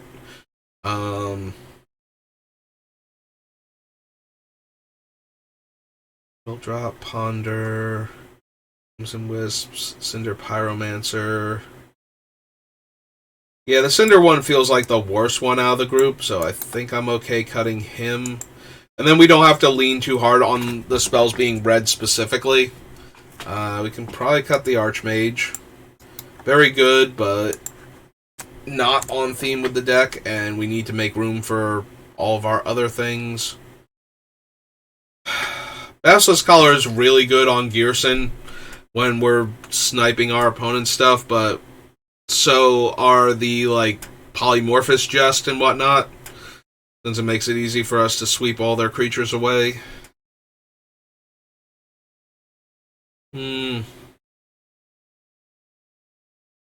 suppose it gets to stay in for now. We should make a bunch more cuts before we seriously consider cutting that one.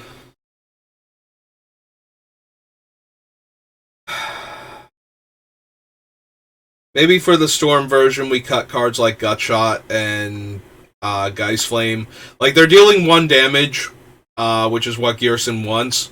But I think we just want to Storm off first and then cast 1 spell that deals the 1 damage. And I don't think either of these are going to be that. And so they're essentially 1 damage spells that cost us a card and then they're done for the rest of the game. Like, they do help adding to the Storm count and they can get copied later on, but I think we'd rather have other stuff and we need room, so we cut Gutshot, even though it's free, 2 life instead of having to cast the spell. And we cut Past in Flames, or not Past in Flames, Geist Flame. Sorry, Past in Flames was up next. We cut Geist Flame. Deals 1 damage for a red and 3 damage and 1 damage flashback for 4 mana. So that's not great in our deck. It was okay as a repeatable 1 damage source, but I think we can do better. I want to keep the Electrickery because either we're running the Basilisk Collar to put on Starn anyway to Death Touch down everything, or we're going to be running all of our opponent's stuff are 1/1s for a while. So either way, I want the mass damage things to stay in, so that way we can kill all of our opponent's creatures in 1 turn if we really super need to. Outpost Siege is the one for when they leave play. Impact Tremors, and there's like 1 other one that deal damage when they come in. I want to try and keep both of those because we have a bunch of creatures that make creatures when we cast instants and sorceries, so that functionally turns them into more copies of the creatures that deal a damage when we cast instants and sorceries. Also, the creatures they're making tend to be like 1 power creatures, which is in turn helping the deck more. Except for cards like Metallurgic Summons, but that's okay. Although I could see cutting Metallurgic and possibly even Shark Typhoon and focusing on cards like Murmuring Mystic, Novice... It's not Novice Pyromancer, Young Pyromancer. And there's like 1 other one that makes dudes when we cast spells similarly to those 2 that's in our deck. So I'm thinking like those 3. And we can possibly cut the more expensive cards in Metallurgic Summons and Shark Typhoon, even though they're both very good. Like, the Metallurgic Summons has the ability towards the end of the game where we can suddenly get back all of the instants and sorceries in our graveyard by having 6+ artifacts in play, which, it's making artifact creatures. So in theory, we should be able to pull that one off. It does cost 5 mana to do that, though. So it's going to be awfully hard. Like, we either have to wait a turn cycle so we can do it at the end of a player's turn, or we have to have a ton of mana in play to pull this one off.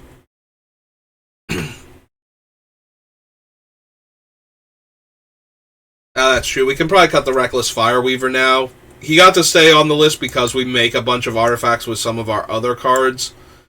But those cards that we're using to make the artifacts, a lot of them are instants and sorceries anyway, or triggering off of instants and sorceries, so I think we're safe to cut him now. Now that we've cut a bunch of the other cards.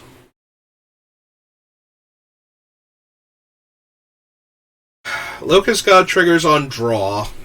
And a bunch of our cards do draw us a card, but there are also several of them that we're keeping in the deck, like Impulse variants, where we get to look at the cards and put one in our hand, which sounds like drawing but isn't.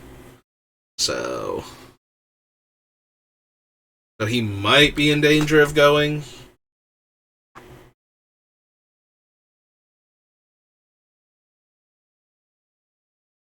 Yeah, I'm not prepared to cut the Talani Summoner yet. It does have to attack, then it gets to make a ton of 1/1s, which, given what our other cards can do, can potentially allow me to fireball the opponents by paying the X. Potentially 3 times fireballing them, because each one of them coming to play would trigger impact tremors, and anything happening to them would trigger, the other ones. And then we can deal, and then we have Goblin Bombardment also. So we have a lot of potential damage. Like, this thing is a massive fireball if it gets to attack. So I'm very disinclined to cut it now. We might get to the point where it goes, but...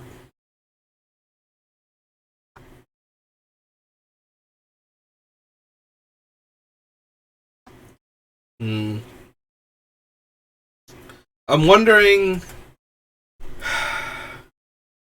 And then, I'm looking at Saheeli, Sublime Artificer. So every time we cast a non-creature spell, we get the 1/1 artifact from her.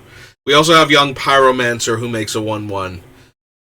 And the only reason I can see to run Saheeli over Young Pyromancer is that cards like Norn, Curse of Death's Hold, those sort of things will kill the Young Pyromancer. We do have cards, though, that will punish the opponent if we have Saheeli Ray, like Saheeli Sublime Artificer in play, and she's still making tokens, even if they're dying immediately. Like, we still get the Impact Tremors trigger, and we still get the Outpost Siege trigger from those type of things. So, even if Young Pyromancer would explode immediately if something like that hit the table. But Saheeli has to actually get attacked after that and die in order to not be making 1/1s that are immediately exploding but still generating value for us. So I'm wondering if in that regard we don't want to keep Saheeli in, and do we want to cut Young Pyromancer since he's a more vulnerable version of Saheeli at that point. But is also cheaper. I would be inclined to run both of them, except that we need over 200 cuts right now. So, eventually, some number of these cards have to go.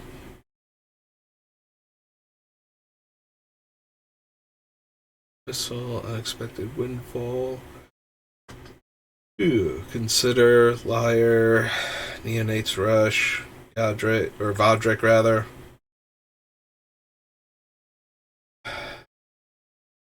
So he always reduces the cost by 1 as a 3-drop.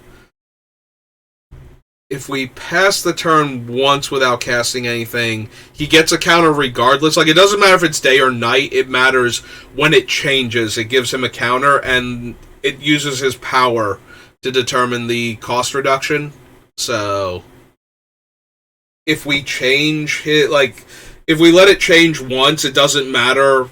If they change it back, it's not like a werewolf where, oh no, they have to cast 2 spells down and flip it. In fact, if they cast 2 spells after that and flip it back, if anybody does that during the turn cycle, Valdrick is now a 3 casting cost reduction by the time it gets back to us.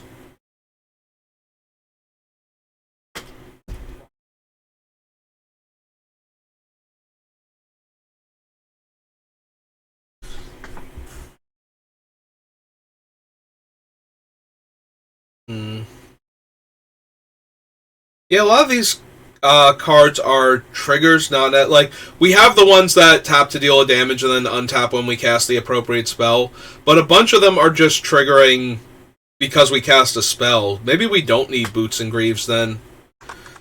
There's very few creatures that are essential. I think Ghyrson is one of the few that comes close. But maybe we don't actually need Boots and Greaves then? Or 1,000-Year Elixir? Because we have enough that just care that we cast the spell. They don't have... It's not that they're tapping to deal a damage, it's that they're triggering to deal a damage. And the tappers are triggering to untap because we cast the spell after we tap them to deal the damage, so... Maybe we just need the... we can still keep running them, obviously. Thermo Alchemist is very good in the deck, but... I'm wondering if we can cut Lightning Greaves then and Thousand Year Elixir. Well, hang on. Lightning Greaves is first from the top.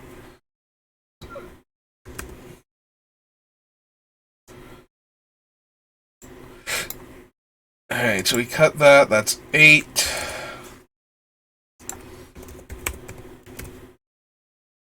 Thousand Year Elixir is 9.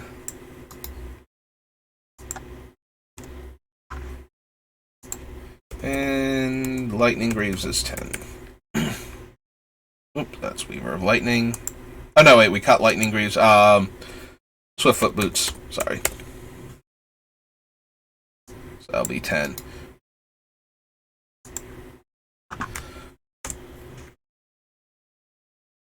Yeah, so that brings us down to 271. So we can cross all those off the list. Yeah, despite my rant about Boots and Greaves before and how they seem to be ubiquitous to a lot of players' commander decks, this is the type of deck where you don't actually need it. We are just trying to combo kill very quickly, and none of our individual creatures are essential. We do have a lot of creatures. We need like 1 or 2 of them to be doing their thing in conjunction with our other cards in order to win. But we don't need any specific one a lot of the time to do that, so at least to get the combo kill off. So I think we're safe to cut Boots and Greaves because of that. Also, we are not winning by combat, which is the other half of what Boots and Greaves do, is allow your creature to get into combat immediately. The creatures I am most worried about not being able to protect are probably the more expensive ones, like the Niv Mizzets.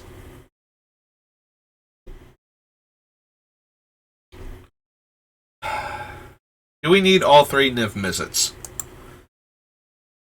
Let's go. Let's see what each Niv does exactly. So this is the first one.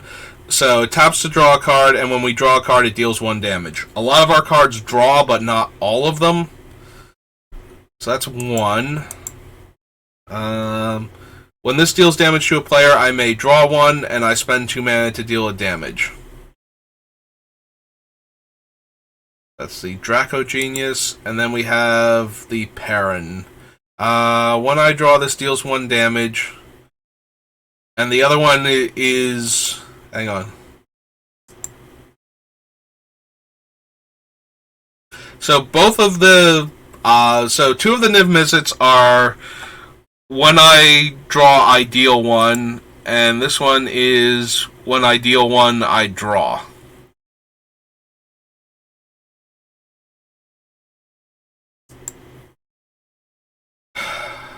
Do we actually need the Niv Mizzet combo also in the deck? So Niv Mizzet lets us draw basically our entire deck if we ever get like Curiosity or Ophidian Eye onto one of them. It just becomes, oh, this dealt a damage, I draw a card, I drew a card, this deals a damage, and we just keep going. So yeah, once I draw 1 card with either of them, then it just keeps chaining over and over again. But this is taking up like 5 deck slots for the Niv Mizzet combo. 3 for the different Nivs, and 2 for the Curiosity and the Ophidian Eye. So I'm wondering if we don't need any of that for our Storm deck. Like, it's very, very easy to set up one of these combos and then just have Ghyrson gun down everybody if he's still in play also. So what would happen is we would tap Niv Mizzet to deal a damage to somebody. Ghyrson will shoot them for 2. I draw a card off the Curiosity effect. That triggers the Niv Mizzet again. We deal 1 damage, and then we deal another 2. Like, it's very easy to gun down everybody before I would deck out. in that situation, but we would need dealing 40 damage. It's only dealing 1 damage at a time to each opponent, so eventually we would run out of cards before we would deal 40 damage to each of them, or even the 20 to 25 that we would need to deal in the mid to late game when this is likely to happen. I mean, they're all on the list because they all can deal 1 damage. So that would trigger Ghyrson regardless. But I'm wondering if we need any of them, actually.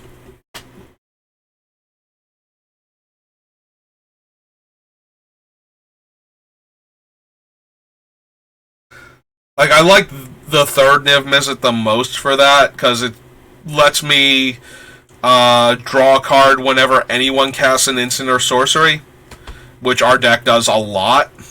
So, giving us an extra draw step every time we cast a spell.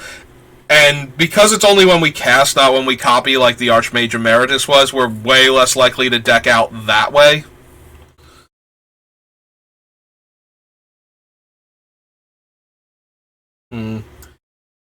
So yeah, I'm starting to think we can definitely cut the other 2 Niv Mizzets. I don't think we need all 3 of them. And I don't think we need the Curiosity combos at all. Like, Curiosity also goes very well with our other things that are dealing damage to our opponents.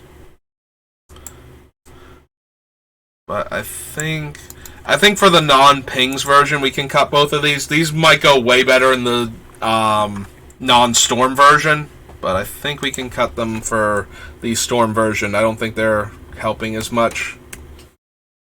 So we go grab Curiosity off the list also.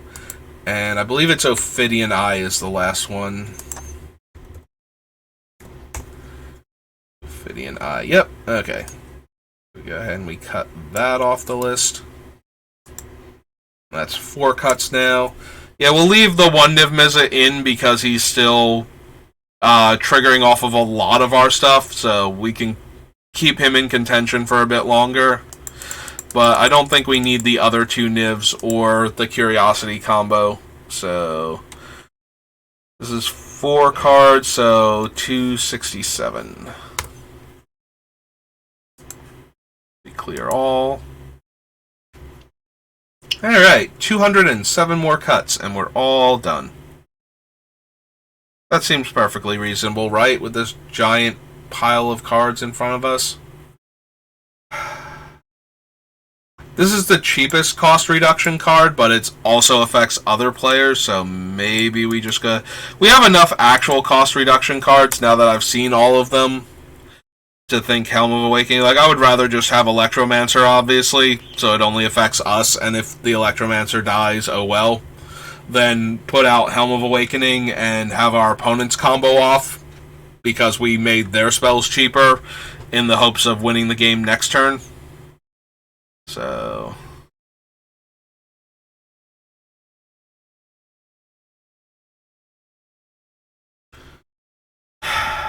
yeah, I think I can cut Rhystic Study. I'm not as huge on these cards as a lot of other people are. Like, it slows the opponents down most of the time, or it gets you a card or 2. And this deck definitely wants a critical mass of cards because it's storming. So, Rhystic Study was way more in contention than it normally is in my decks. Maybe it should still be in here. Even if it's just giving me cards because the opponent is messing with my attempts to storm off, that might be worth it. Fine. You can stay on for a bit longer, Rhystic Study, but I don't know. I can see cutting it still, but we have a bunch of other considerations first. Fire is any target, right? Like, fire is just better. Oh, hey! They're doing server maintenance again. Okay, wizards. Like, literally the same week. Fortunately, I don't need the Gatherer as much. But yeah, I did want to triple check fire because it's been a while since I've done anything with it. But yeah, I believe it's any target. like 2 damage divided as you choose among any number of targets, and ice is tap a permanent and draw a card. So both of those are going to be staying in for the foreseeable future. Lava Dart is 2 spells and 1 red mana. I think that's going to make it towards the end, but I can see cutting it at the end when we're down to 20 or 30 cuts left. We see a lot of cards, but I don't know that we need long-term planning. I think I'd rather just have solve the formula or whatever it is.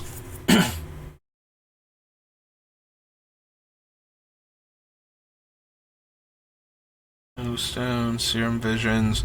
I was debating Mind's Desire, but basically if we're storming off and we don't have one of the other storm cards, Mind's Desire should be able to get it for us, or at least win us the game on its own by making all of our other spells free. If we cast 15 spells off of it or something, or to set it up, we should be able to hit enough spells even if we don't hit Grape Shot or Goblin Bombardment. Goblin Bombardment, empty the warrens.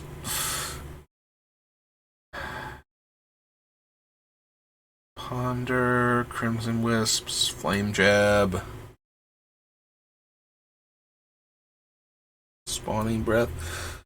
Spawning Breath deals a damage and makes a 0/1 that we can then sack for mana, so it essentially... We have to have 2, but it only costs 1. It can only make colorless mana, unfortunately, but... if we copy that a handful of times, just having access to more mana might allow it. We cast a Spawning Breath for even red and 1. We don't have any cost reduction, but we've cast 3 spells already. So for 1 red mana, we essentially net 2 colorless mana at that point. So still can be worth it in the deck when we're trying to storm. Snapcaster Mage, Faithless Looting, Thought Scour, Cyclonic Rift, Electrickery, Goblin Electromancer.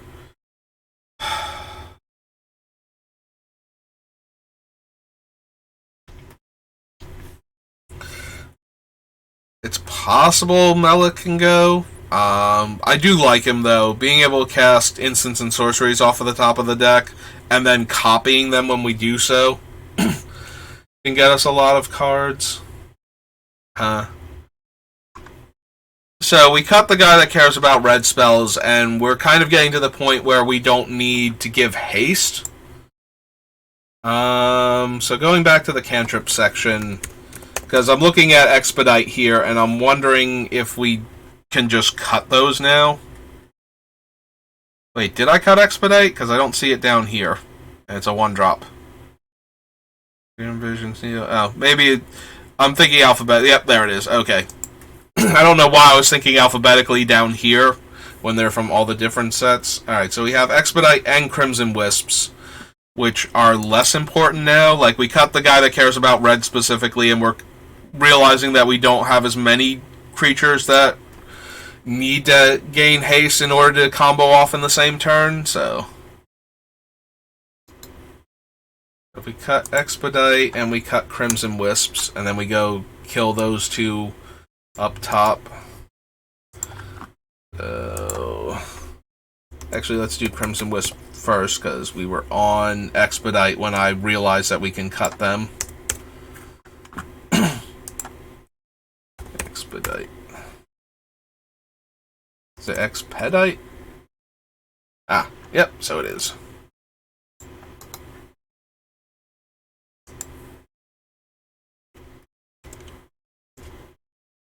Yeah, we cut Crimson Wisps and Expedite, and we cut long-term plans and something else. Oh, Helm of Waking. So 1, 2, 3, 4...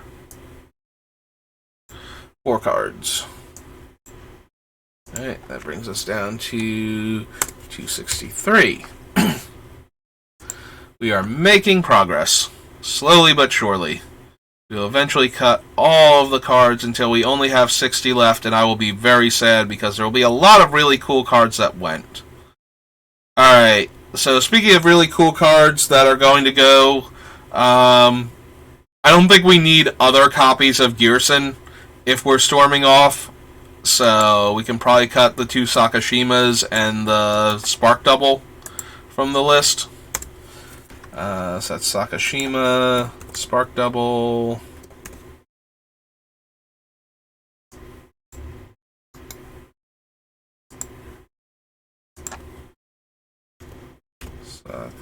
Sakashima, the Thousand Faces. There, we cut those 3 out. That gives us more room to work with now.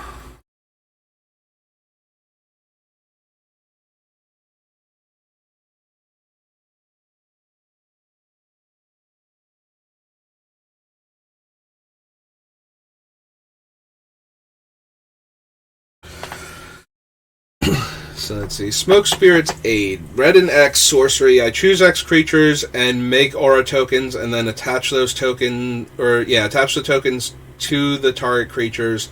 And the creatures have, when this creature dies, it deals 1 to its controller, and I make a treasure. That seems way better in the Pings Matter version than this version, except for the treasure part. I would very much like more treasure, but I think we can afford to cut that.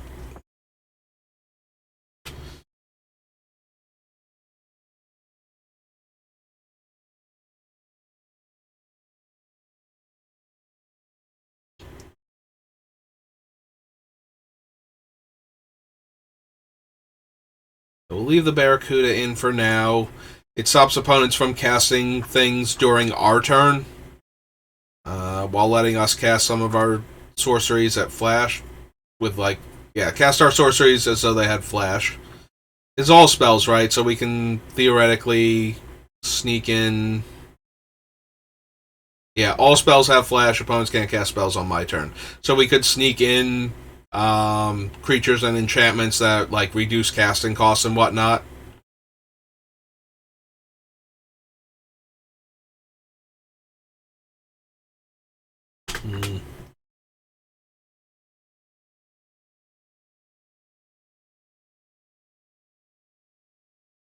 Yeah, I kind of want to keep the Treasonous Ogre. Being able to pay 3 life to get a red mana when we're trying to combo off seems helpful.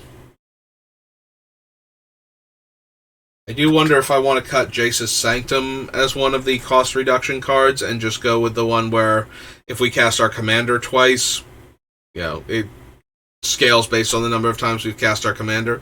Although we do have to cast our commander once, but he's a 3-drop. That shouldn't be that difficult to cast it before the 4-drop enchantment and then be cost reducing for the rest of the game or until the enchantment dies. Whichever happens first.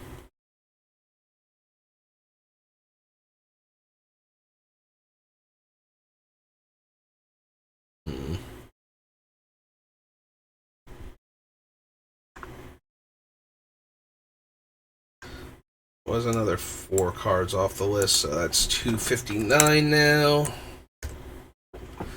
Clear all. Save. Some order.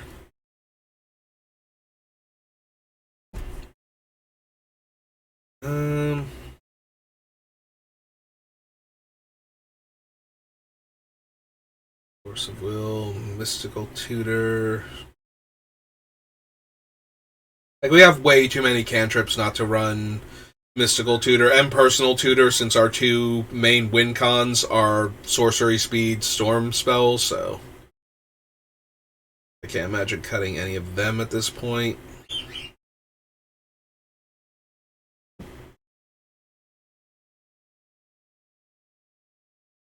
Maybe it's Intuition? How many things can we search for where we win automatically if we get any one of them? Because that's where we have to be at. We have to search our deck for 3 cards with different names, and the opponent gets to choose which one of those cards we get. So, in order for this to work, we have to be able to not care what one they pick. We have to be able to win off of that. So, it feels like cards like Underworld Breach and Past in Flames, since if we get the Past in Flames to hand or graveyard, we get to flash it back. And the Underworld Breach gives our things escape functionally. But I don't know what the third card consistently would be at that point. Like, obviously, once we're going off, we can cast this and choose, like, 3 cheap cantrips to keep going. Or we can cast it and choose, like, 3 different pingers to make sure that we have one of them when we untap and we go off. Because Intuition is an instant, so we can do it end of turn.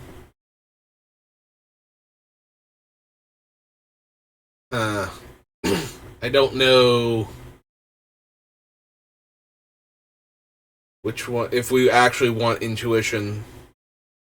Like, those are going to be the 2 primary uses. I don't know what our third card is out of those 3 that basically guarantees that we go off in the same turn.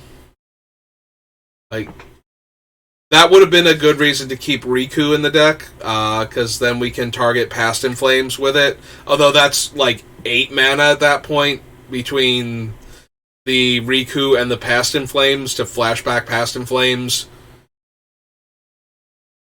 Although, if we take I guess if we take Past in Flames with it regardless, like, they can either put it in our hand or put it in our graveyard, so we always have Past in Flames at that point with Intuition, so it just becomes like, and then if we get like 2 more card draw spells, yeah, so Past in Flames is our best get with Intuition. Like, it doesn't even matter, because either they have to put it in our hand or they have to put it in our graveyard. If they put it in our hand and we have the other instants and sorceries that we tutored for, to work with, then we can flash those back anyway off Past, so yeah, okay, I think Intuition stays in just because of Past in Flames in this deck.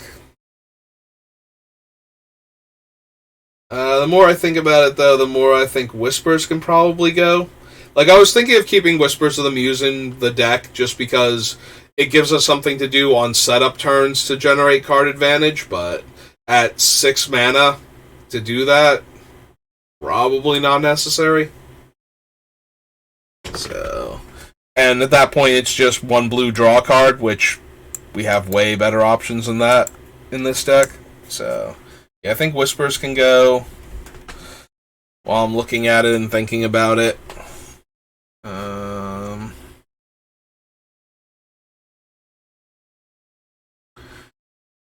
Maybe we can get rid of Repulse.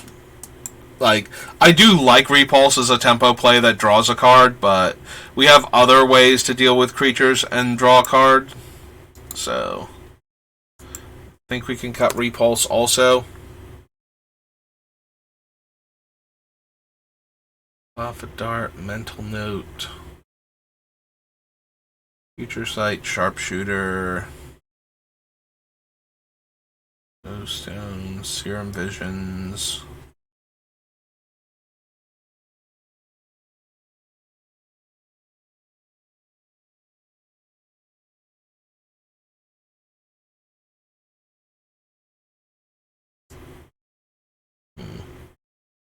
I'm going for what, 2 hours now?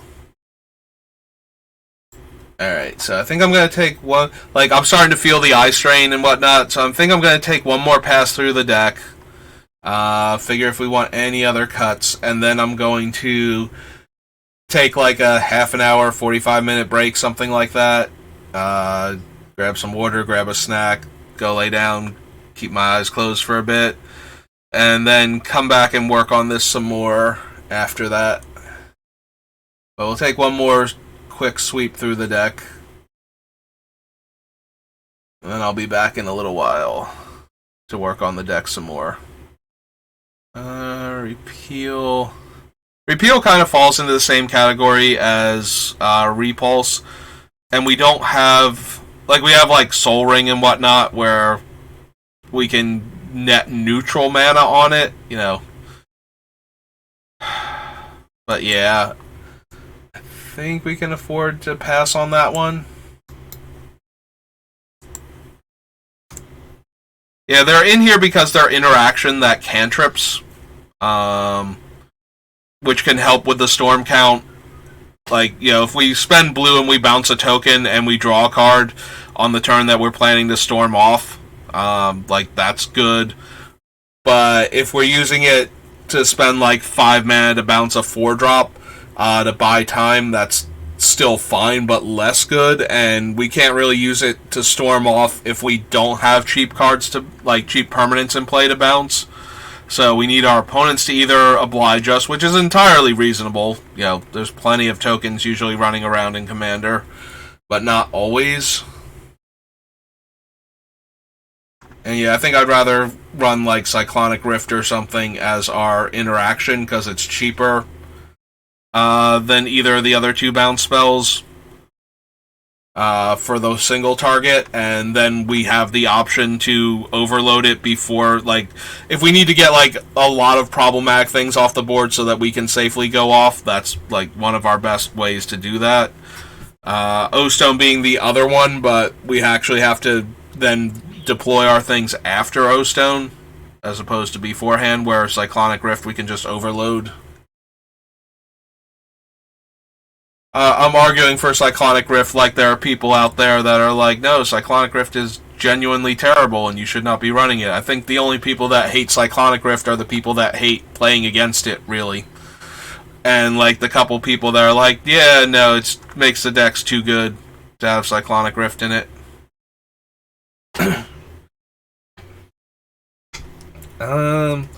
We haven't gotten rid of all of the discard outlets, but we've gotten rid of a few of them. I suppose we still have enough right now for Judgment, but I'm wondering if we can't cut... I know we're not going to run every single, like, Twin Bolt effect. I think Fork Lightning at red at sorcery speed. Oh, excuse me. I think we can probably cut, like, Twin Bolt and Pyro Helix, though. We got rid of Dual Shot because it can only hit creatures. We're keeping Magic Missile because it can't be countered. So that has a lot of potential. So the only things we have to worry about if Magic Missile is the top end of our things is specifically like Mindbreak Trap and Time Stop. And I feel like we would get hit by one of those before we get to the point where we've put like that many spells on the stack with Thousand Year Storm, if that's how we're getting all of the copies of it. So yeah, we can get rid of that. We can get rid of Pyro Helix. That's 5 cuts now. Disallow, Implement of Combustion.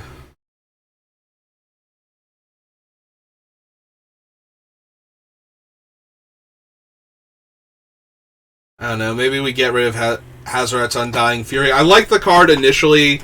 We spend 6 mana, and then we get 4 cards. It's like a mini Mind's Desire in the deck. We get the top 4 cards, and then we can cast spells with CMC 5 or less, which is basically everything in our deck except for, like, I want to say like 5 or 6 cards. And we're cutting a bunch of them on top of that to get the deck lower.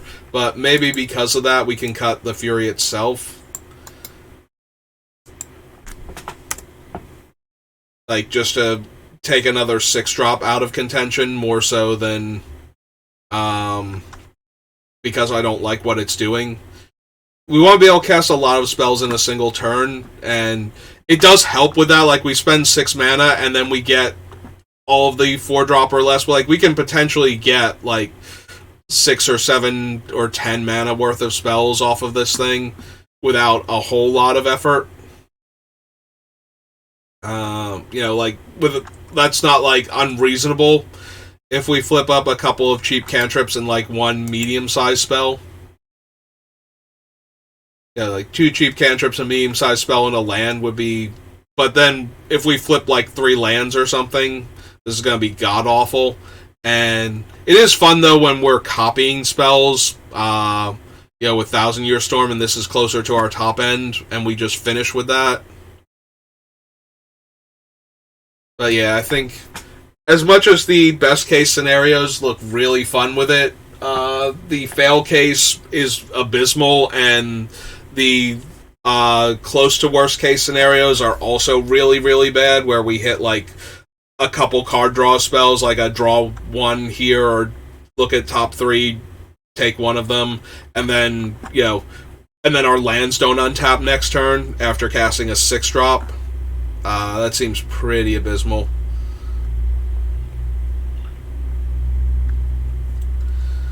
Lear, Neonate's Rush. We're keeping Vodric for right now. Festivities, Inspired Idea.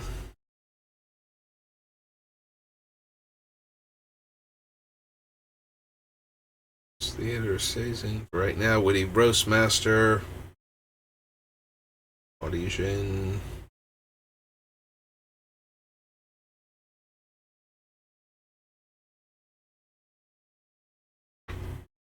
Preordain.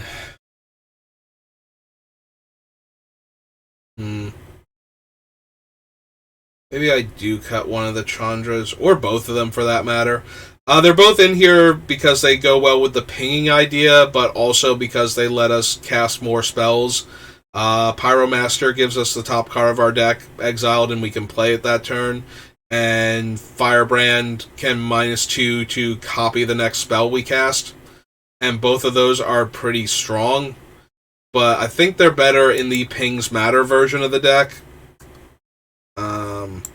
Despite the fact that they can help with the storm count. Well, this one helps with the storm count. The other one just lets me copy the spell. So that's not storming, but it is drawing me more cards a lot of the time, given what we're running. But I think both of them are a lot stronger in the Pings Matter deck. And yeah, Staff of Nin is probably in that category too. We have a lot of cheap cantrips. We don't need a 6-drop that we can't cast while we're storming off. I'd rather have like another cheap instant or sorcery that draws me 1 or 2 cards than a 6-drop that draws me a bunch of cards over the course of multiple turns. At least with the way we're building this deck, I feel like. And yeah, we can probably cut Fist of Flame also. It's okay, but not amazing.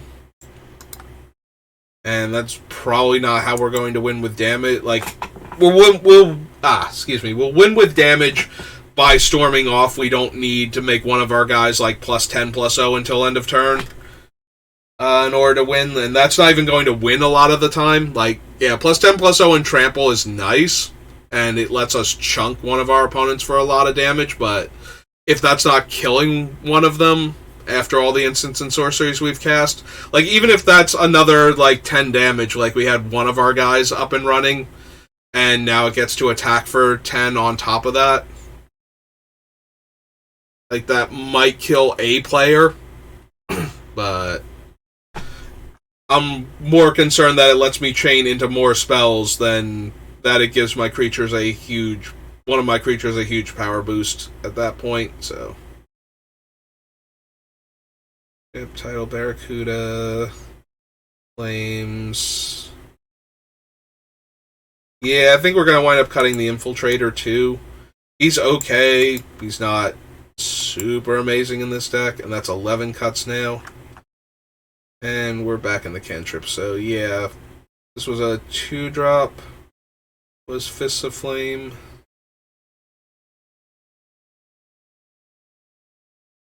2 drops.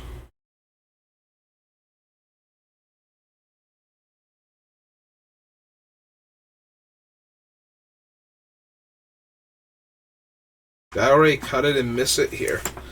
Let's go looking for it, because I might have forgotten to cut it off of... Yeah, there's no matches. I think I cut it here, but forgot to cut it off of the list, so...